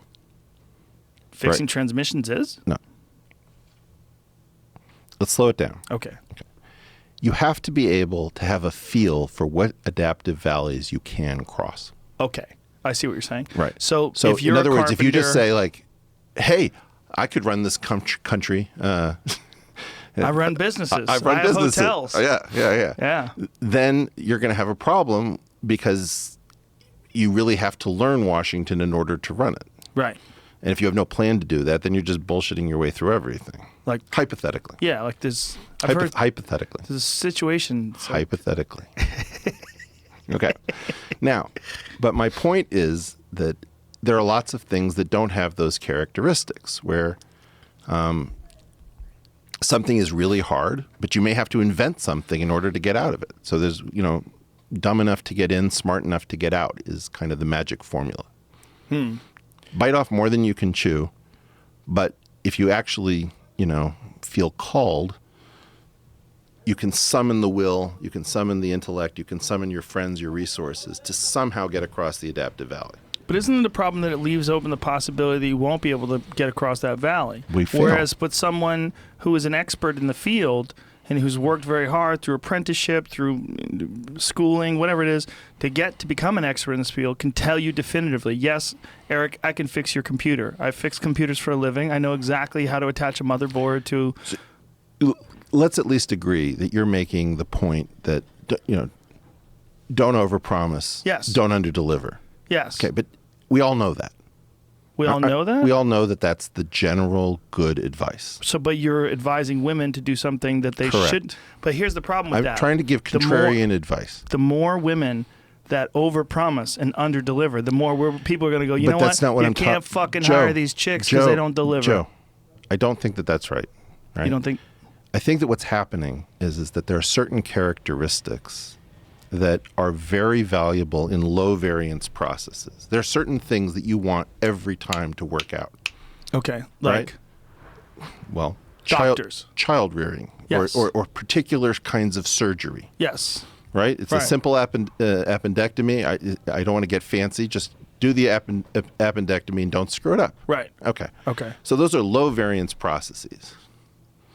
Now you've got some sort of crazy conjoined twins that nobody's ever seen before. Right? Mm-hmm. And the question is, what are we going to do? Right. Well, do you think that that is potentially within your ability, even though nobody's ever successfully pulled it off before? You have to overpromise to some extent. Like there's a guy who's going to try to do a head transplant. You know, we had somebody do a head transplant with monkeys in the early 70s, Robert White or something. Yeah. So, this came out of Jim Watson said this thing, which I think is just brilliant, which is if you're going to do something amazing, you are by definition unqualified to do it. That's Watson from Crick and Watson? That's right. Now, the point is that those guys did not know enough biochemistry to do the double helix. But why do you think that that's good advice to give to women to overpromise? I still don't understand it. Okay. If you cannot overpromise, you may not be able to win a bidding war for the right to do a project. If you're playing it very, very safe, and other people are saying, yeah, I can get that done faster and cheaper. See, the cynic in me says you're telling people to bullshit. I like to know whether or not someone can actually deliver on what we're talking about. So when Bill Gates talked to IBM, he didn't have an operating system. He said that he did. That created a panic situation. How often do you have a product and you announce the date for the product before the engineering is done? But are you talking about outliers? And you're talking about people that pulled things off that, the average person probably doesn't? I mean, how many people fall by the wayside? How many people do overpromise? And this is what I'm trying to get at, yeah. Which is if you value regularity, then underpromise, overdeliver. Right. If you value Shackleton-like outliers, you may have to overpromise and overdeliver. So, and then, wait. Okay, go ahead. And you may have to risk overpromising and underdelivering. And you think women are averse to that? Oh, absolutely. So women are averse to bullshitting people? Absolutely. They are That's much... good. I like them. I'm going to start hiring chicks. I'm going to start hiring chicks for the reason you're telling them to not be the way they are. But we're failing to communicate, Joe. No, we're not. No, I'm just playing devil's advocate and picking you apart a little bit. That's okay. But I think... In other words, when you start hearing people say, why aren't there more female founders of billion-dollar-plus tech companies? Mm-hmm. My feeling is that a lot of those people who do found such companies are in this kind of fast and loose outlier idiom. And very often females, specifically because of the crazy demands of child rearing, which is like something you cannot screw up. You have to be on all the time. You have to be incredibly regular. Have a very strong ethic of not screwing up, right. Which is positive. I don't want to say that it's negative, right. And I'm not saying that it's negative. What I am saying is that if you are not happy because you are not represented in the outlier category, understand that not screwing up is not a behavior pattern that leads to outlier level results. I see what you're saying. So they almost have to go away from their natural instincts and adopt a different pattern of behavior to achieve extraordinary success. Yeah, I mean, I would like to tell a lot more men, hey, you can't keep promising and failing to come through. Mm-hmm. Yeah. So, it would be better if we had higher regularity from some men who chronically overpromise and chronically underdeliver, and we had more women who were trying to swing for the fences if the feeling is, why are we not represented at the highest level of certain kinds of activities? So, all right. So what I'm trying to get at is that we are not currently feeling safe enough to have these style of conversations where we're saying, look, to what extent are we holding ourselves back? Are we holding you back? What is it that we need to be doing? Or are we talking about the glass floor as well as the glass ceiling? So, the bricklayer unions is a famous example, where if you look for pictures of bricklayers, you'll generally see a bunch of guys, very few women, and there's no complaint that these have not been integrated. So there are ways in which you don't find women in the pinball arcades, you don't find them in bricklayers unions, and you find fewer of them founding, multi-billion-dollar tech companies. So how do we feel about that? I don't know. I mean, the key question is, if you want to see change, you have to be risking having a real conversation about these things. And what De Moore tried to do was to decouple intelligence from this problem and say it's much more temperament and interest. And the person who made that point on Dave Rubin's show a month before the Google memo leaked was my wife. And she didn't get attacked because she said, look, I was in an incredibly, basically an all-male environment. I wasn't happy because of the temperament and interest. When it got highly competitive, I didn't want to spend my energy and my time fighting. She has like a Nobel quality result in economics. And her feeling was it's just not worth it to get into some multi-decade pissing match with incredibly powerful people.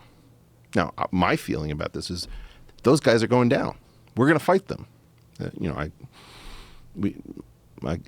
A book came out called The Physics of Wall Street that I encourage women to read. The chapter called A New Manhattan Project, and the epilogue discusses her contribution.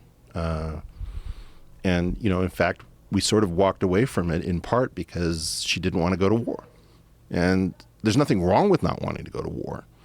But that is a very big temperamental difference that is not a cognitive difference. And that's what I think De Moore was saying. Now, I think you and I would both agree that we would never want anyone to discriminate against women for a job that they're qualified for and that they're looking to get into. If they're good at it, we would like to see a quality of opportunity, right? More than that. More than that? Yeah. I mean, if you think about how many women are offline and you think of it as like, just stop thinking about it in terms of like social good and think about it as, like an oil field that hasn't been tapped. Just there are neural fields. I see what you're saying. Huge, huge numbers of potential. Right. Like, you were just talking about Jews in physics. Mm-hmm. So 1/4 of the world's population have won 25% of the Nobel Prizes in physics or thereabout. Right. Very few Asian females have Nobel Prizes. If I were trying to figure out, like with oil fields, I wouldn't go to Texas to try to find more oil because I'd figure it'd be pretty well picked over. I'd try to find some other place. It's like I'm going to find great waves, not in Hawaii, but I'm going to go to the Arctic, right? So let's say Asian females have a huge percentage of the world's neurons basically untapped. If you want to make tons of money, if you want to cure cancer, if you want to do all these things, figure out how to bring those neurons fully online. So it's not just a question of nobody wants to keep them out. There's a huge prize to be won for figuring out the puzzle. Right, but has it not been proved that gender and sex have a role in what people are attracted to or interested in? So why should we assume that just because we have these systems, right, like whether they're economic systems, whether it's starting a business or whether it's working in tech, why should we assume that women would want to do that? Why should we encourage them to do that if they're not interested in it? And why do we put so much value in it just because it generates an incredible amount of money? Do you think that maybe what we're looking at is natural patterns? There's natural patterns where, this is what De Moore argued, that men gravitate towards certain things more often than women. And that was one of the things that was so disturbing to me that was overlooked about his memo. He had a full page and a half dedicated to trying to encourage in various ways to try to encourage women to get into tech. Right. Nobody talked about that. The other thing that they didn't do is not no one, but many of the people that republished his work and took snippets of it, they didn't publish the citations. Right, or the bibliography or something. Yeah, which is like no, it's immoral. Up. Yeah, it's immoral. But it's what it is back to your cult analogy. Yeah. These people are in a cult, and this was a challenge to the ideology of the cult. No, but look, let's look at it from the felt experience. And the felt experience is if you've already struggled as a woman against incredible odds to be in tech to begin with, you know that there's somebody whispering, yeah, she's not very good. They only hired her because she was female. And you're sick of this shit. Right. So you have to appreciate that the lived experience of the women inside of Google is that they know that some percentage of those guys who are saying, hey, I just want to talk about studies, are actually pissed off. Right. So their bullshit detectors are set very, very high. They think they're hearing dog whistles everywhere. Right. And so I don't think we should be blaming women who have been subjected to this as if this is not a real thing. There really are dog whistles. There really are people who don't want women in tech and who want to go back to an all-boys club, blah, blah, blah. For sure, but that's not really what we're saying, I know. are we? No, we aren't. I don't think. Okay. Right? No. But the issue is, what if I need to do some relatively minimal amount of kind of intellectual terraforming to get all of these female neurons to work on all of these amazing problems? So what if the people who have the answer for, let's say, cancer or AGI or who knows, happen to be female? Mm-hmm. What if I needed to do some things in order to make the environment more attractive? Like, for example, programming in Teams has, to some extent, replaced cowboy programming, where it's just some guy with his code and, right. a set of headphones, and he goes to it. Okay, so that's what he was talking about. Like, to what extent can you actually change the nature of work to bring these extra neurons online? Mm-hmm. Now, that's the right reason to do this. I don't think we should value, like, what is coding? It's some sort of highly logical, very technical, persnickety activity. If it's highly compensated, everybody wants in. If it's poorly compensated, only people who are sort of addicted to it would want it. Right. And it happens to be sort of high status at the moment. And so there's this feeling of, okay, this must be an all-boys club. And maybe it grew up as an all-boys club, and maybe it has particular attributes. But the thing that I'm looking at that may be different from what you're looking at is that I'm thinking about particular high ability females who have left the game or who have sort of gone into a lower intensity mode because they're just sick of being in an all-male environment. So if I can interject, you're trying to discourage attrition. I'm trying to discourage attrition of the amazing people who have something deep and powerful and important to say. So the environment of these places is contrary to them establishing whatever strengths that they have. So let me give... I would rather not talk about women, and I'd rather talk about something I know very, very well, which is myself. Okay.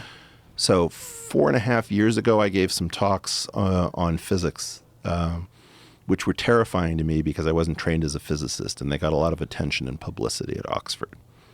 I don't like the unpleasantness of intellectual one-upsmanship and negging, if you will, that takes place in particle theory. It's a turnoff to me. And so I've sort of stayed away for 4.5 years because I didn't like how unpleasant and hyper, like exaggeratedly masculine it was. Why do you think that exists? Well, because it's a huge prize, right? I mean, if you're trying to gain Einstein's mantle, it's still a game worth winning because, Einstein was Time's Man of the Century. So because of this huge prize, there's also a lot of critical thinking and a lot of criticizing. Yeah, but there's a lot of just wasted...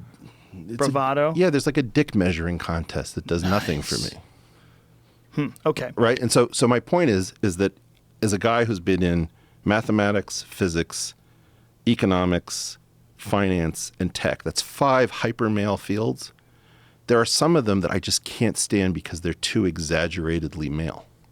And you feel like criticism is exaggeratedly male. It's not just criticism. It's just like snarky, stupid, mean-spirited, non-constructive takedown Sounds like that stuff. Mean Girl show.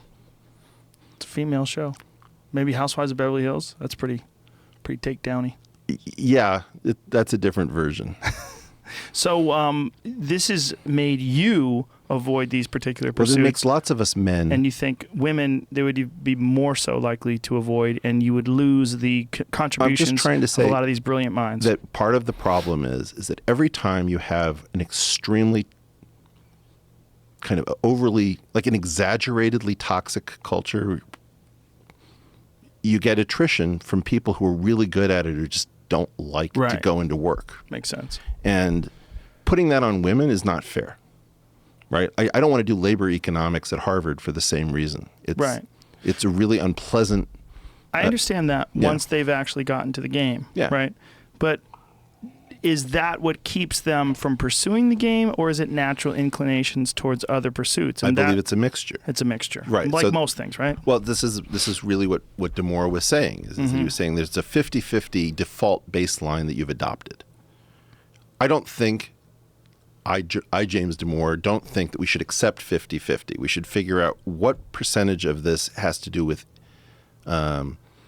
interest and inclination, and that should be an adjustment. And then what we should, percentage has to do with prejudice? and then, right. So break it into two components. right. We're off of 50.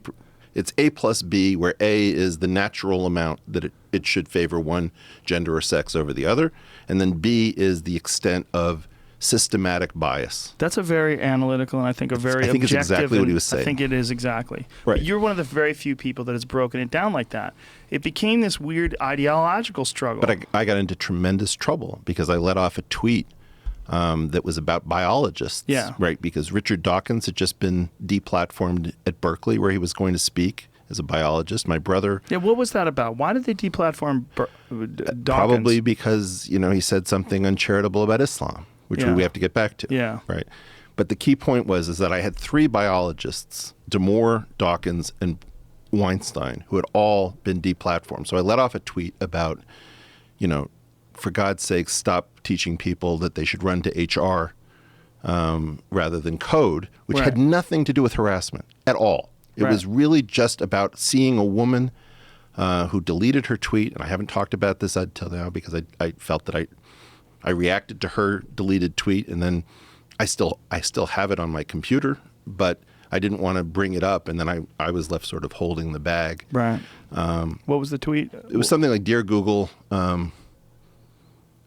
don't teach my daughter to run to HR for financial freedom rather than code. Thanks, a dad." And that was interpreted as like, "Oh, suck it up if you're being harassed in the workplace." Now, do not suck it up if you were being harassed in the workplace. I don't know how to make that clearer, but it's about if somebody's talking like a biologist and they're saying, "Oh, well, there's prenatal testosterone, and there are these psychometrics, and these are the conserved differences across cultures." That's not a reason to go to HR. That's a reason to figure out whether the person is making sense, not making sense, to take them on the arguments. I feel very passionately about that. And well, I think discourse and free speech is incredibly important. When you distort what that guy was saying and you turn it into this hateful attack on women, you've shut down discourse and you've discouraged anybody else that has any sort of unusual opinion or unusual observation from coming forth, because you're essentially limiting free speech to free speech that you agree with. And this is what happened. I agree with this, but think about how difficult it has been. As soon as I say learn how to overpromise and then overdeliver, or risk underdelivering, that can take up 10 minutes. Like, are you telling me to bullshit and not come through? No, I'm not saying that. I know what you're saying. But all of these higher level points all have lower level misinterpretations, right? And so, in this circumstance, it's also important to realize that after so many years of putting up with sort of whisper campaigns, it is understandable that women are sick of this shit. Right. So that's true too. There's that too, right? Yeah. So the key question is, are we going to just deplatform all the biologists? Are we going to pretend that there are no differences? Are we going to pretend that gender and sex have absolutely nothing to do with each other? Like this sort of fantasy life that you can try to lead in a progressive context is going to destroy the underpinnings of Western civilization. Right. And I have nothing against Eastern civilization, but I'm an exponent of Western civilization. Yeah. And, this gets back to the issue of, will we be able to talk anywhere in a safe enough fashion that we can have really meaningful conversations so that we can actually fix these fucking problems? Right. And the only way you're going to fix these problems is if you cut out all this, the ideological biases on the right and the left. the male and the female, Yeah. and just look at the problem for what it really is. Well, and it's tough. And, Right. we're challenged because we also don't see ourselves. But just firing that guy for that memo. Yeah. And then here's my favorite part, Yeah. my all-time favorite part. They invited women to take time off because it was so stressful. I mean, you were reinforcing the worst stereotypes that someone couldn't. If you've actually read the memo, Yeah. and it was so disturbing to you that you had to take time off, you are insanely fragile, or you're looking for time off. You're looking to take time off. Either one of those things reinforces the worst stereotypes that people have against women. Yeah, but what if the idea is different? What if the idea is that they've actually been experiencing trauma at somebody else's hands that wasn't James Damore? Okay, but that's not about the James Damore memo, No, though. Why have it then? Right? Why have it Because that's not directly how in trauma response? works. But you're having it directly in response to that guy's memo, which wasn't So in let's any go way back to our derogatory previous against women. conversation. I go to India and I see a bunch of backward swastikas with dots in them that have nothing to do with Nazis. Right. I'm fucking triggered. Well, we're going far, though. We're pretty far away from that. Let's just talk about the No, actual but memo in the I'm- Google sense. Like, why give women off? First of all, don't fire that fucking guy. Have a conversation with him and have open discourse. The biggest problem was firing him because Yes. that establishes a precedent that, look, I called him up specifically to ask what the hell happened. Right. And, you've talked to him. Yes. He's, Soft-spoken, very kind, very nice look, guy. James is pretty open, so I'm going to say he's wildly introverted, almost certainly on the spectrum. For And sure. His reaction was that I went to a meeting where they tried to teach diversity. The biology was wrong. They asked if I had any feedback. I told them. And he wrote an 18-page memo. Well, this is right, but this is how Yes, his brain thinks. Exactly, right. which is why he's a coder. Which is why he was a Yeah. biologist, which is why he's And a chess actually, champion. You're right, exactly. Yeah. This is how, Yeah. and it's very important that these people not be made unwelcome because fundamentally we're going to leaven this untried social justice stuff in absolutely everything. Well, not only that, he was labeled as a misogynist over and over and over again, and you're not even giving the guy a chance to have have open communication. Like, if you sit down with him instead of The firing big him. problem is that if you say, come to this seminar, we're going to teach you things, the things are wrong, and now we want your feedback. You're Right. just setting certain minds up for Right. this thing. For sure, Right. yeah. That said, and this is something this is like much harder to bring to this room. This room? Yeah, this room. What's wrong with this room? No, because I'm part of this constellation of people. But we keep doing this. We keep making a mistake, in my opinion, which is we keep seeing these wrong things that happen in this space, and we lose the empathy in some sense because people are not representing themselves well. So I believe, having watched my wife in economics, that it is really corrosive to go in every day to work in an environment which does not feel welcoming to you. Right, for sure. Very toxic. Okay. Very bad for you. So now the idea is that something breaks the camel's back, and it's a proximate cause. It's not the actual problem, right? But Like that's not how they framed it. They're saying they're giving people time off because this diversity So memo this that is he this put thing out about is the very soft targets versus hard targets, right? So the idea is that he was a soft target, Mm-hmm. but they may have, many of these women may have had a manager who passed them over for, promotions 3 times when they'd been the major contributors. right, but it sort of reinforces irrational ideas about his memo without actually reading the core components of it and looking Joe, at it objectively. that's why I was outspoken on his I know, behalf. I know you were. Right. I know you So were. the point is, even while I am outspoken on Damore's You still behalf, think there's issues that I need to be believe that addressed. fundamentally we are in danger of breaking empathy with people who do not express themselves in our idiom. And I don't like the fragility. I don't like there is this confusion between strong people versus very aggressive people. And in general, stronger people are much less aggressive. Right, that's like loud yelling people who think that they're winning an argument because they're loud and yelling. Well, it's if you watch like The Jungle Book, Shere Khan, the tiger, is portrayed as unfailingly polite. Right. Right? Because he doesn't need to prove himself. Right.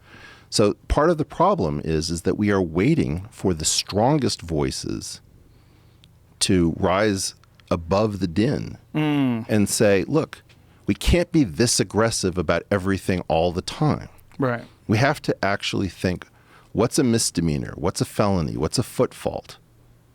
You know, So just to boil it all down, you don't think there's any issue with inviting women to take time off from a memo that you didn't even disagree with?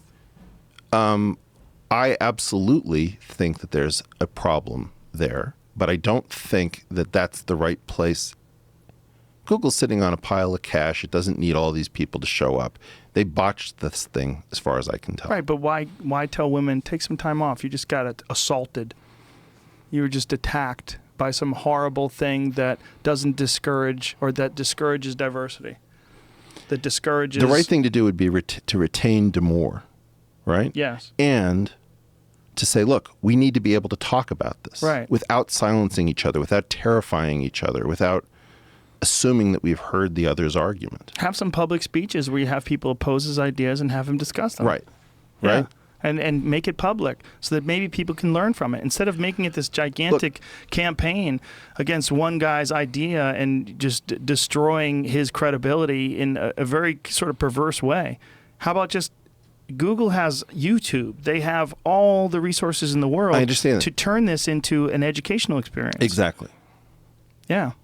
But the big problem was firing Demore. Yes, I agree. Because what that did was it Set a precedent. It said, here's how this game should go. When you hear somebody say genotype versus phenotype, complain. Yes. When something makes you uncomfortable about psychometrics, complain. If somebody starts to disagree with the implicit association tests and they won't own their own bigotry and bias, complain. Right. Well, that's terrifying. Well, it's sort of the same type of thinking that got your brother in hot water Right. in Evergreen. But what I'm trying to get at is that we who understand this problem, I think, better than others and are willing to talk about it in public, are losing empathy because we're so sick of being worn down by these terrible arguments. Right. And so, you know, can we pop all the way back up to your original point about Islam? Sure. Okay. You asked the question, why is the left seemingly weirdly supportive of practices that include female genital mutilation, honor killing, terror, et cetera, et cetera, et cetera? And I think it has to do with the fact that there is a fundamental inability to discuss these issues because nobody has given us the right tools and language. So the issue of political Judaism, political Christianity, and political Islam is one category. And then there's just sort of cultural Judaism, cultural Islam, cultural Christianity. Now, quite honestly, you can easily be embedded in a Muslim community that is not devoted to political Islam and feel that you're very much in another Abrahamic faith similar to Christianity and Judaism. On the other hand, there is a much bigger issue, which is that Islam has a totality to it that Judaism no longer has and that Christianity perhaps never had. As Sam Harris points out, the line, render unto Caesar what is Caesar's, cleaves off the potential for political Christianity at the same level as political Islam. So you're dealing with this different object that doesn't quite seem to have the same characteristics as the others, and you haven't been given any tools to sort of pull it apart. You've also been taught that if you're proud of European civilization, that you are like pro-white.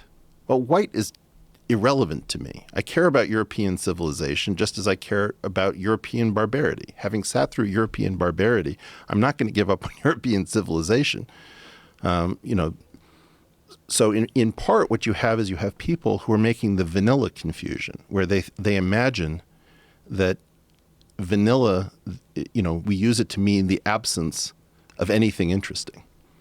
But in fact, it's like the most interesting spice. It's this particular orchid that's incredibly flavorful. So it's like a linguistic mistake. Well, white is that to European civilization. I have no attachment to my whiteness. I could care less. Couldn't care less. On the other hand, I have a huge attachment to Newton, to Mozart, to the terrible things that happened, in the Killing Lands in the mid-20th century. So the evil, the good, the imperialism, the guilt, like that tradition, I'm very resonant with the good, the bad, and the ugly. And it is my tradition. So when I, meet somebody coming from China, I expect them to be an exponent of Chinese culture. Well, I don't wish to say, well, I don't have the right to have my own culture because I have to erase myself based on this confusion between this canon that is incredibly valuable and the skin color that is completely irrelevant to me. I would much rather have Western civilization running between the ears of people who don't look anything like me, and be proud of what the software has produced, than have a bunch of people who look like me who don't think in any way that I recognize. Right, but the original point was, why does the left, why do progressives fail to criticize the homophobia, the sexism, the honor killings, all the horrific acts? So let's talk about a particular example. Okay. RAWA. Have you ever heard of them? Yes. Revolutionary Afghan Women's Association. Yeah. These are the most badass chicks on the planet. They are the ones who taught little girls under the Taliban. They are Muslim. They are proud Afghan women. They have Afghan men who risk their lives. These are people who take their lives in their own hands to educate women in one of the most repressive places on earth. That is Islam. Those are Muslims. Right. Right? Now, my point is, I try to get people interested in, won't you take the side of the Muslims who hold your values? Right. Or the values closest to yours? And this is where we get into real trouble, because for some reason, we don't perceive that there is almost an intellectual civil war within Islam with forces for modernity and forces that are trying to reboot, from the original texts. Right. So do you think that we associate Islam with maybe even a smaller faction of it than we really understand, like the ISIS faction, the Taliban, like things that we're terrified of, the people that are throwing gay folks off buildings? We somehow weirdly view them as more authentic in some sense, and so you don't want to go against the authentic versions. But like, for example, the Wahhabist sort of Saudi Arabian variant, I never thought was going to be influential over Pakistan because South Asians tended to look down. But with all of this money that's been spent exporting the sort of particularly text-oriented, very literal interpretations, I think we've gone down a terrible path where we've sort of weirdly not understood that there is a conflict and that we actually have a dog in this fight. And the dog in this fight is those who are trying to create cultural Islam and cleaving off political Islam. I don't want to live under Sharia law. And I don't want to feel bad about this. I don't want to live under anybody's religious law. I don't want anyone to live under halakhic Jewish law. Right. And this is a mainstay of Western civilization. And when we can't feel comfortable about that, which is like, well, who are you to say whether we should live under Sharia law? The answer is, I come from a culture myself. It's not like I have no culture. This is my culture. We do not live under religious law, period, the end. It's fascinating to me how many different ideologies exist and how much they vary, and how people can just slot right into those and accept them as the end-all, be-all, period. And it to me, just from a evolutionary psychology standpoint, just looking at the broad spectrum of different ideologies that people slot into, it's so fascinating. It's so fascinating how many different mindsets that people adhere to that are unwavering and rigid, and how common it is. It's so uncommon to not have an ideology. I mean, it seems like this idea of the numbers that we have of atheists and agnostics in America today, I mean, is this unprecedented? Is this the largest group of human beings ever that are looking at things and going, maybe nobody has the answer. Maybe this isn't the right way. Yeah. Well, but I also think that a lot of those agnostics and atheists have more religious leanings than they open up to, and a lot more of the religious folks are able to run the atheist agnostic program almost perfectly between their ears as well. I don't think it's as clean as, let's say, Sam Harris might make it. That's what I was going to get to next. Why is it that so many people who are atheists and agnostics adopt religious tendencies in terms of cultural behavior and what they're willing to accept and not willing to accept? A lot of the stuff that you see that you're calling earlier when you were saying people that describe racism and, do you describe it as power and influence, these cult member ideas. You're a lot of times getting these cult member ideas from people that will tell you that they're not a part of an ideology. They're not religious, but they're exhibiting dogmatic religious ideology. So but that was my question is it just a thing that we are inherently programmed to slot into? Yeah. This is the big point where when Jordan Peterson and Sam Harris got into it the first time on Sam's show. That was so confusing. It was confusing, and Sam would have appeared to have won that one pretty decisively because Jordan tried to fold in fitness to the definition of truth, which does not work. Right. Jordan's point, however, was really deep, and I don't think he did it the service it needed to have done. I think they would have been better off in person. I don't like conversations where people are talking on Skype, and I've refused so far to do any podcast where I'm not looking at the person because I believe that the eye contact, the warmth, it's huge. I've done one so far that was with John Anthony West, the brilliant Egyptologist, and it's just because he's ill and he lives in New York, and it's just hard to, and it was awkward. Yeah, I do it if I had to, but in general, it's like how many fights have happened over Unicode and ASCII. Right, exactly. Yeah. It's just bad. Message board fights. Okay, how many of them would even take place if you were looking at each other, talking to each other? Right. Tone. Tone, social cues. It's completely ineffective this is like with form. video conferencing is that you find that you're staring right above the person's eyes, so there's no trust. Yes. So, it's weird. But what I was going to say is that Jordan Peterson's really deep point, is, if I understand it, so Jordan, if you're out there, please correct me, is only archetype of the kind found in religion is sufficiently rich and deep to explain why humans behave the way they do. There's no scientific theory that's good enough. There's no purely logical. There's no purely philosophical tradition. So as of the moment, we are stuck with deep cultural archetype. Maybe Shakespeare would be the only thing comparable to the religious canons. And the claim that you're making implicitly and that Jordan is making perhaps more explicitly is that there's something about our brains, maybe that we were parented and so we need to give the parenting apparatus over to something else, I don't know, that fundamentally finds its way to religion, even if the computer that is our brain knows that it's making leaps that don't make sense. How old are your kids? Mine are 12 and 15. Do you, when you see them, do you see things that are you and your wife and wonder, like, how much of this is genetics? How much of this is them mimicking their environment? How much of it is both? And then there's the sui generis stuff that comes from God knows where that I have no idea got into their head at all. Yeah, well, culture, media, books. Don't discount individual invention. Sure. For sure, that too.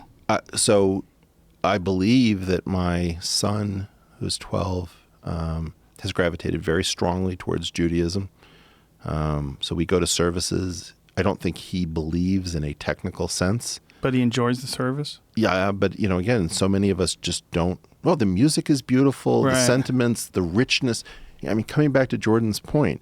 It's epic, too, right? Isn't that part of it? You have a chance to be in a hall, right? You're in like a Star Wars drama, or you're in Kung Fu Panda, and don't you laugh at the panda. You go to some, you're going to a place, whether it's a temple or a chapel, or you're going to this place, this uniquely ornate environment. We have particular words. For example, the rabbis tell us, we usually don't say this because this is what we have stolen from the angels.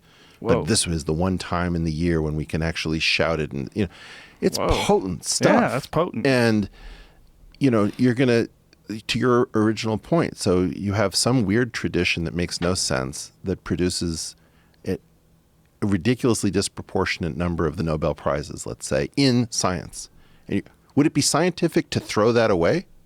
I don't think so. No. Right. Right. So if you were a good scientist, you'd say, I don't know what's going on with these weird rituals. It's like, it could be the funky chicken, or the hokey pokey, but something is if most of the people who win Nobel Prizes were found to do the hokey pokey, I'd probably put more effort into it. Right. And maybe it's not attached to the ideas that spawn from these religions at all. Maybe it's that these people have the freedom to think about these other things because they have intense confidence in their future and their destiny and their God and their traditions and their ethics, and they're all so carved out that I've always thought of religion in some ways as almost being like a moral scaffolding.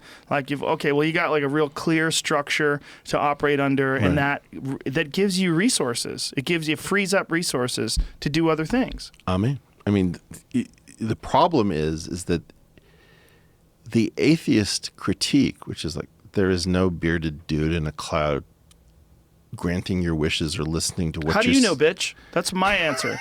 How do you know? Everybody who says there's no God and nothing happens when you die, like, you don't know that. To say that is no different than someone saying they know for sure there's a God in the cloud with a harp and St. Peter, and you got to go look at a list. But if we conjure Sam and we try to steel man Sam, Right. Sam will say, okay, but there's all these explicit ways that you're supposed to worship God. Right. And they can't all be right because there are mutual incompatibilities. True. And so how do you choose one among many? And if N is allowed to Right. get, okay, blah, blah, blah.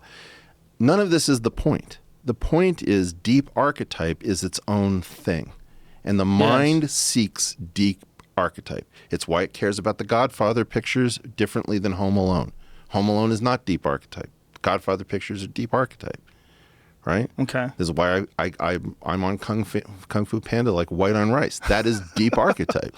Those are actually pretty goddamn good movies. No, just the first one. The second one's not bad. My kids liked it. They're younger than yours. I don't hide behind my kids, John. They liked it. I liked it. I enjoy it. I enjoyed them. I enjoy the Lego movies, man. I've never seen a Lego movie. They're not bad. This last Ninjago one, it's not bad. I enjoy it. So I think that you're just messing with me. No, I Lego do. stuff. Really? I do enjoy it, I don't man. even know what a Lego Dude, movie would be. There's a lot of fucking dumb shit that I like, though. That said. Really? Yeah, I like a lot of dumb shit. Okay, musically, what's some dumb shit that you like? Kiss. That is dumb shit. Every now and then, man, I'm on my way to the Comedy Store. I'll throw on "I Was Made for Loving You." I was made for loving you, baby. Yeah, that's not so bad. But I prefer Angus Young in Schoolboy Pants. Hey, I don't mind it either. I like him as well. Yeah, look, I like all kinds of music.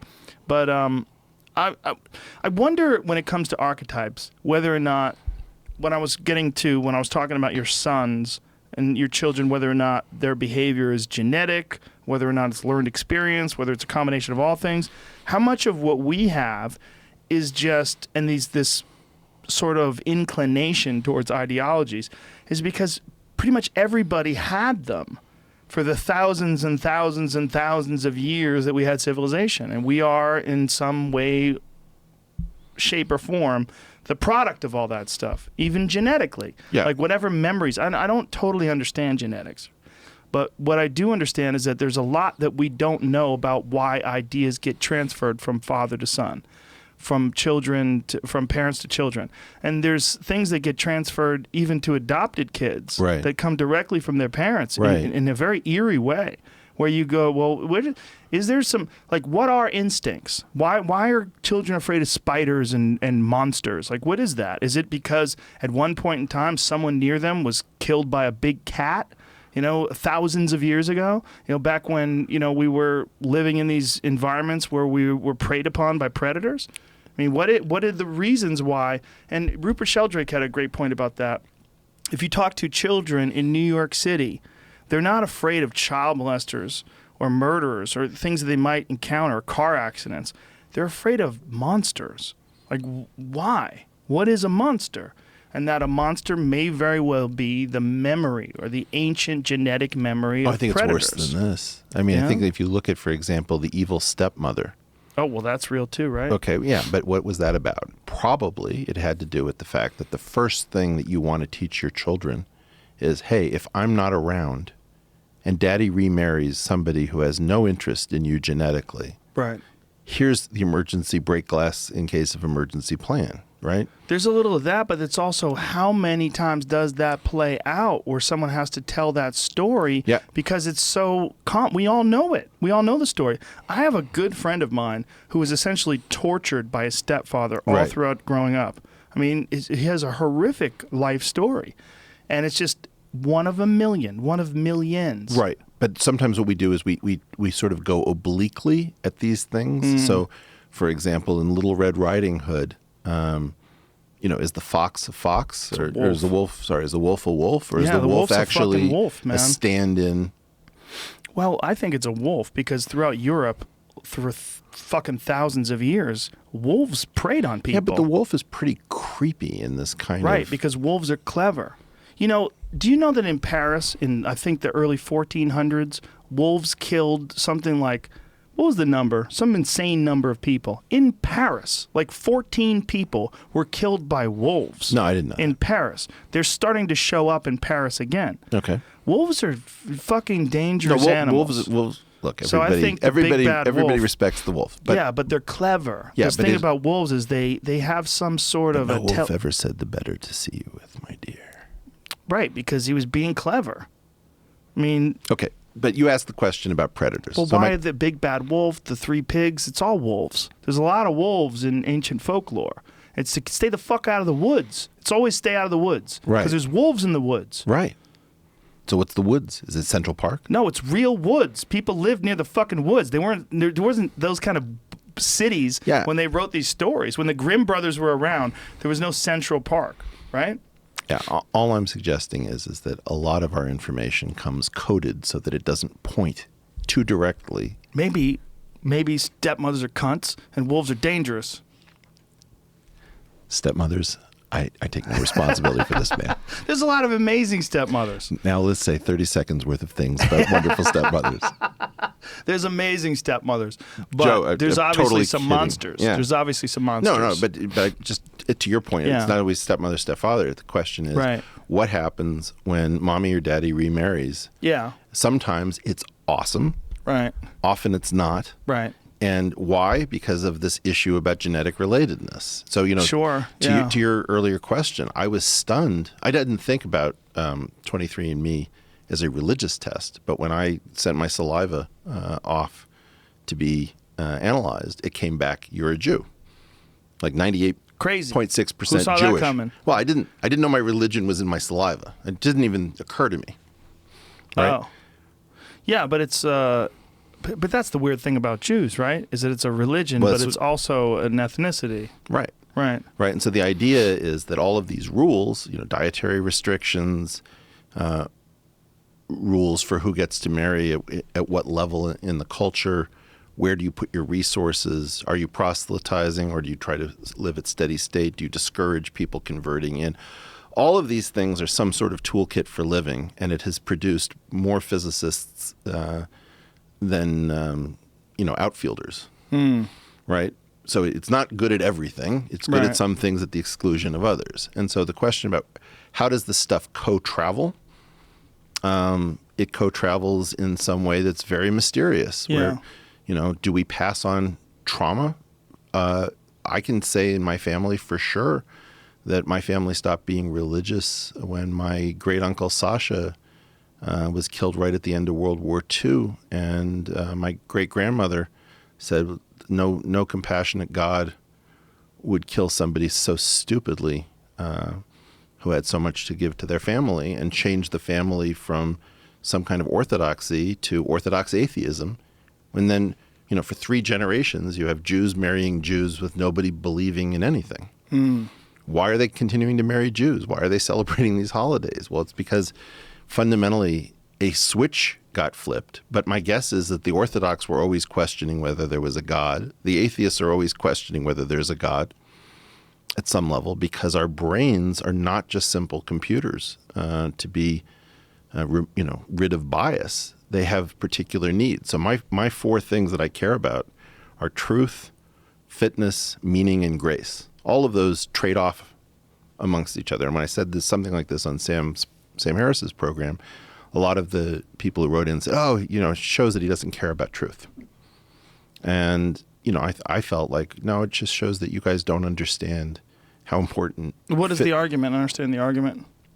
Sam would like to make an argument that the better and more rational our thinking is, the more it can do everything that religion once did. So if you've had a DMT or an LSD experience, that can give you meaning and transcendence. If you can think your way more accurately through a problem, that should increase your fitness.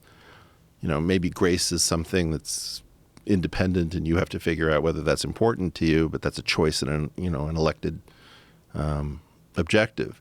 And my belief is that a lot of these things are actually preset and that there's more antagonism between them. So I think of myself as an atheist, but it's only because there's a room in my mind that I try to keep very, very clean and analytical, that I sort of make the first among equals. But I have needs for these other things. I have, there are times when the truth doesn't give me enough meaning, and I'll start storytelling. Okay, we're surrounded. We've got to fight our way out. Like all that kind of narrative. So Joseph Campbell's type stuff. Yeah, sure. Don't you think that there's lessons to be learned in those, right? But there's meaning in all those stories, and there's a longing that we have for a lot of those hero's journey type narratives. But truth is significantly more important than just these lessons that we learn from heroes' journeys. Like learning the lessons is important. They're fascinating. They're interesting.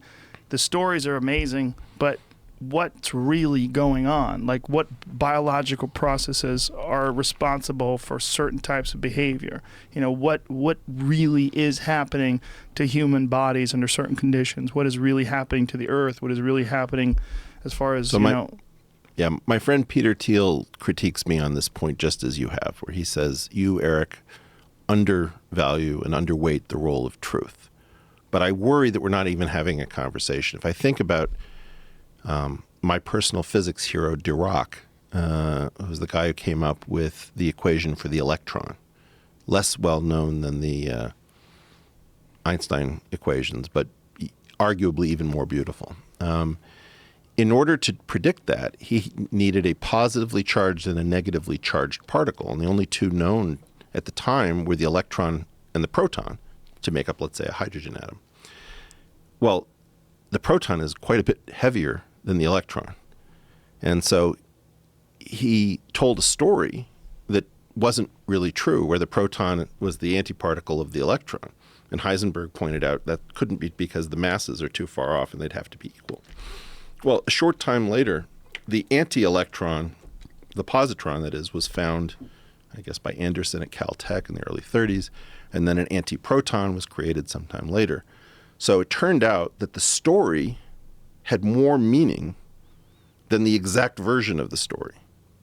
So the story was sort of more true than the version of the story that was originally told. And I could tell you a similar story with Einstein. I could tell it to you with Darwin, who didn't fully understand the implications of his theory, as is evidenced by his screwing up a particular kind of orchid in his later work, not understanding that his theory completely explained that orchid.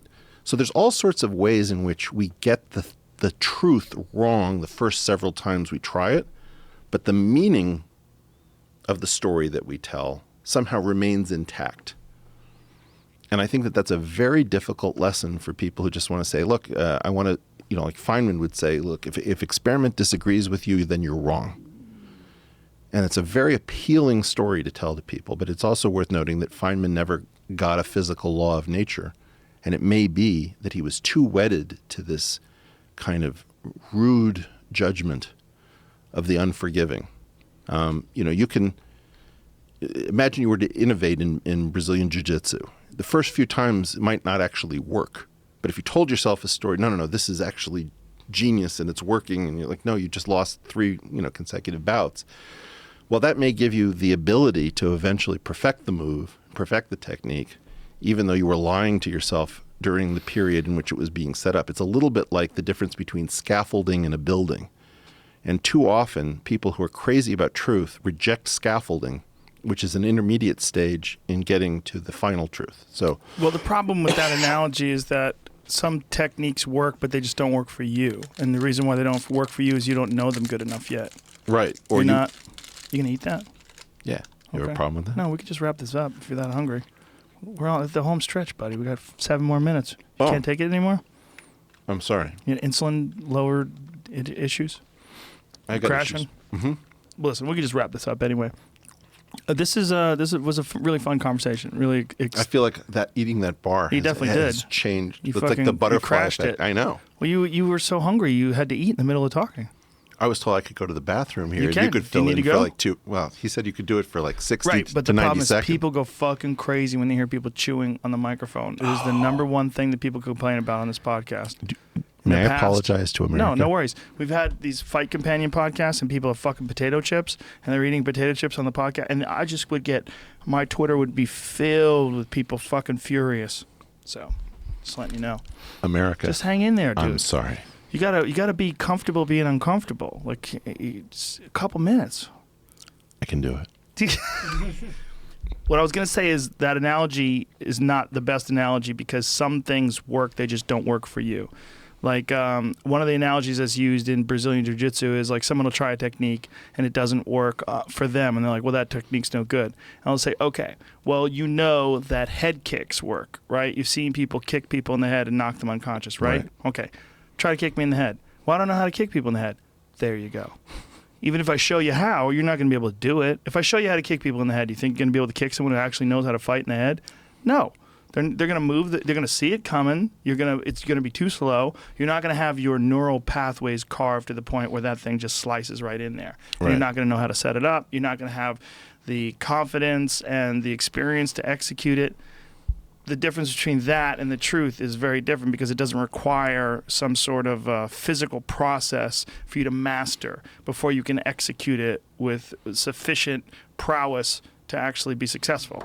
Well, I think, this has to do with placeholder truth. The famous example of trichinosis in pork, where if you believe that God hates those who eat the pig. You think that's what that's about? You think it's about trichinosis? Most likely, right? Or various other parasites, right? Right. So, how long? Well, malaria, right? Bad air. Shellfish. Red tide, right? Don't eat shellfish. Right. So all of these Yeah. things have to do with, I'm not quite sure that I can explain to you why this is a bad thing, but let's have a placeholder and then we'll refine it over time as we Right. come to understand what it is that we're doing. Now, Unless we're rigid with our ideology and we go by some ancient scripture, and that ancient scripture says that anything with a cloven hoof that eats its own cud, there's all these weird laws. Like this is what you're allowed to eat. This is what you're not allowed to eat. except that that's very often not how things work. Right. So my fear is that it's a little bit the Emily Latella effect on religion, where the atheist concept of a religious person is usually the sort of robot that just Right. looks things up in Follows the the text. rules. Right. Right. And in fact, what you often find is that you're rewarded for brilliance in a religion by not having to follow the rules nearly as closely if you become adept at argument. Sort of like really Christian people with a cross tattooed on them. That could be, right? And you make some art. Well, for example, in Islam, contract marriage, where you need to get married for a few hours so that you can sate your urges with your wife, who then becomes not your wife a short time later. You're arbitraging the letter of the law against the need for some sort of human realism. So they have contract marriages where you're like, let's get married for a day? Yeah. Really? Sweet. Good move. I think everybody should do that just to find out what the hell that person's really like. You don't know anybody until you actually marry them. Once you're shacked up with them and you're living for a while and they have access to all your money, then you're like, Then you get to find out what they're really like. Well, 1.6 billion people are considering your words right now. I don't know if it's a good thing or a bad thing. I do think that... I don't think that many people listen to this podcast. I think we're okay. We had a situation, I think, in the Lake Kinneret in Israel where people were using breadcrumbs to fish as bait. And the question was, well, does that invalidate the entire water supply of Israel during Passover? And so rabbis had to be convened. And if, paid a sufficient amount of money, genius-level rabbis could figure out why it was okay to drink the water during Passover.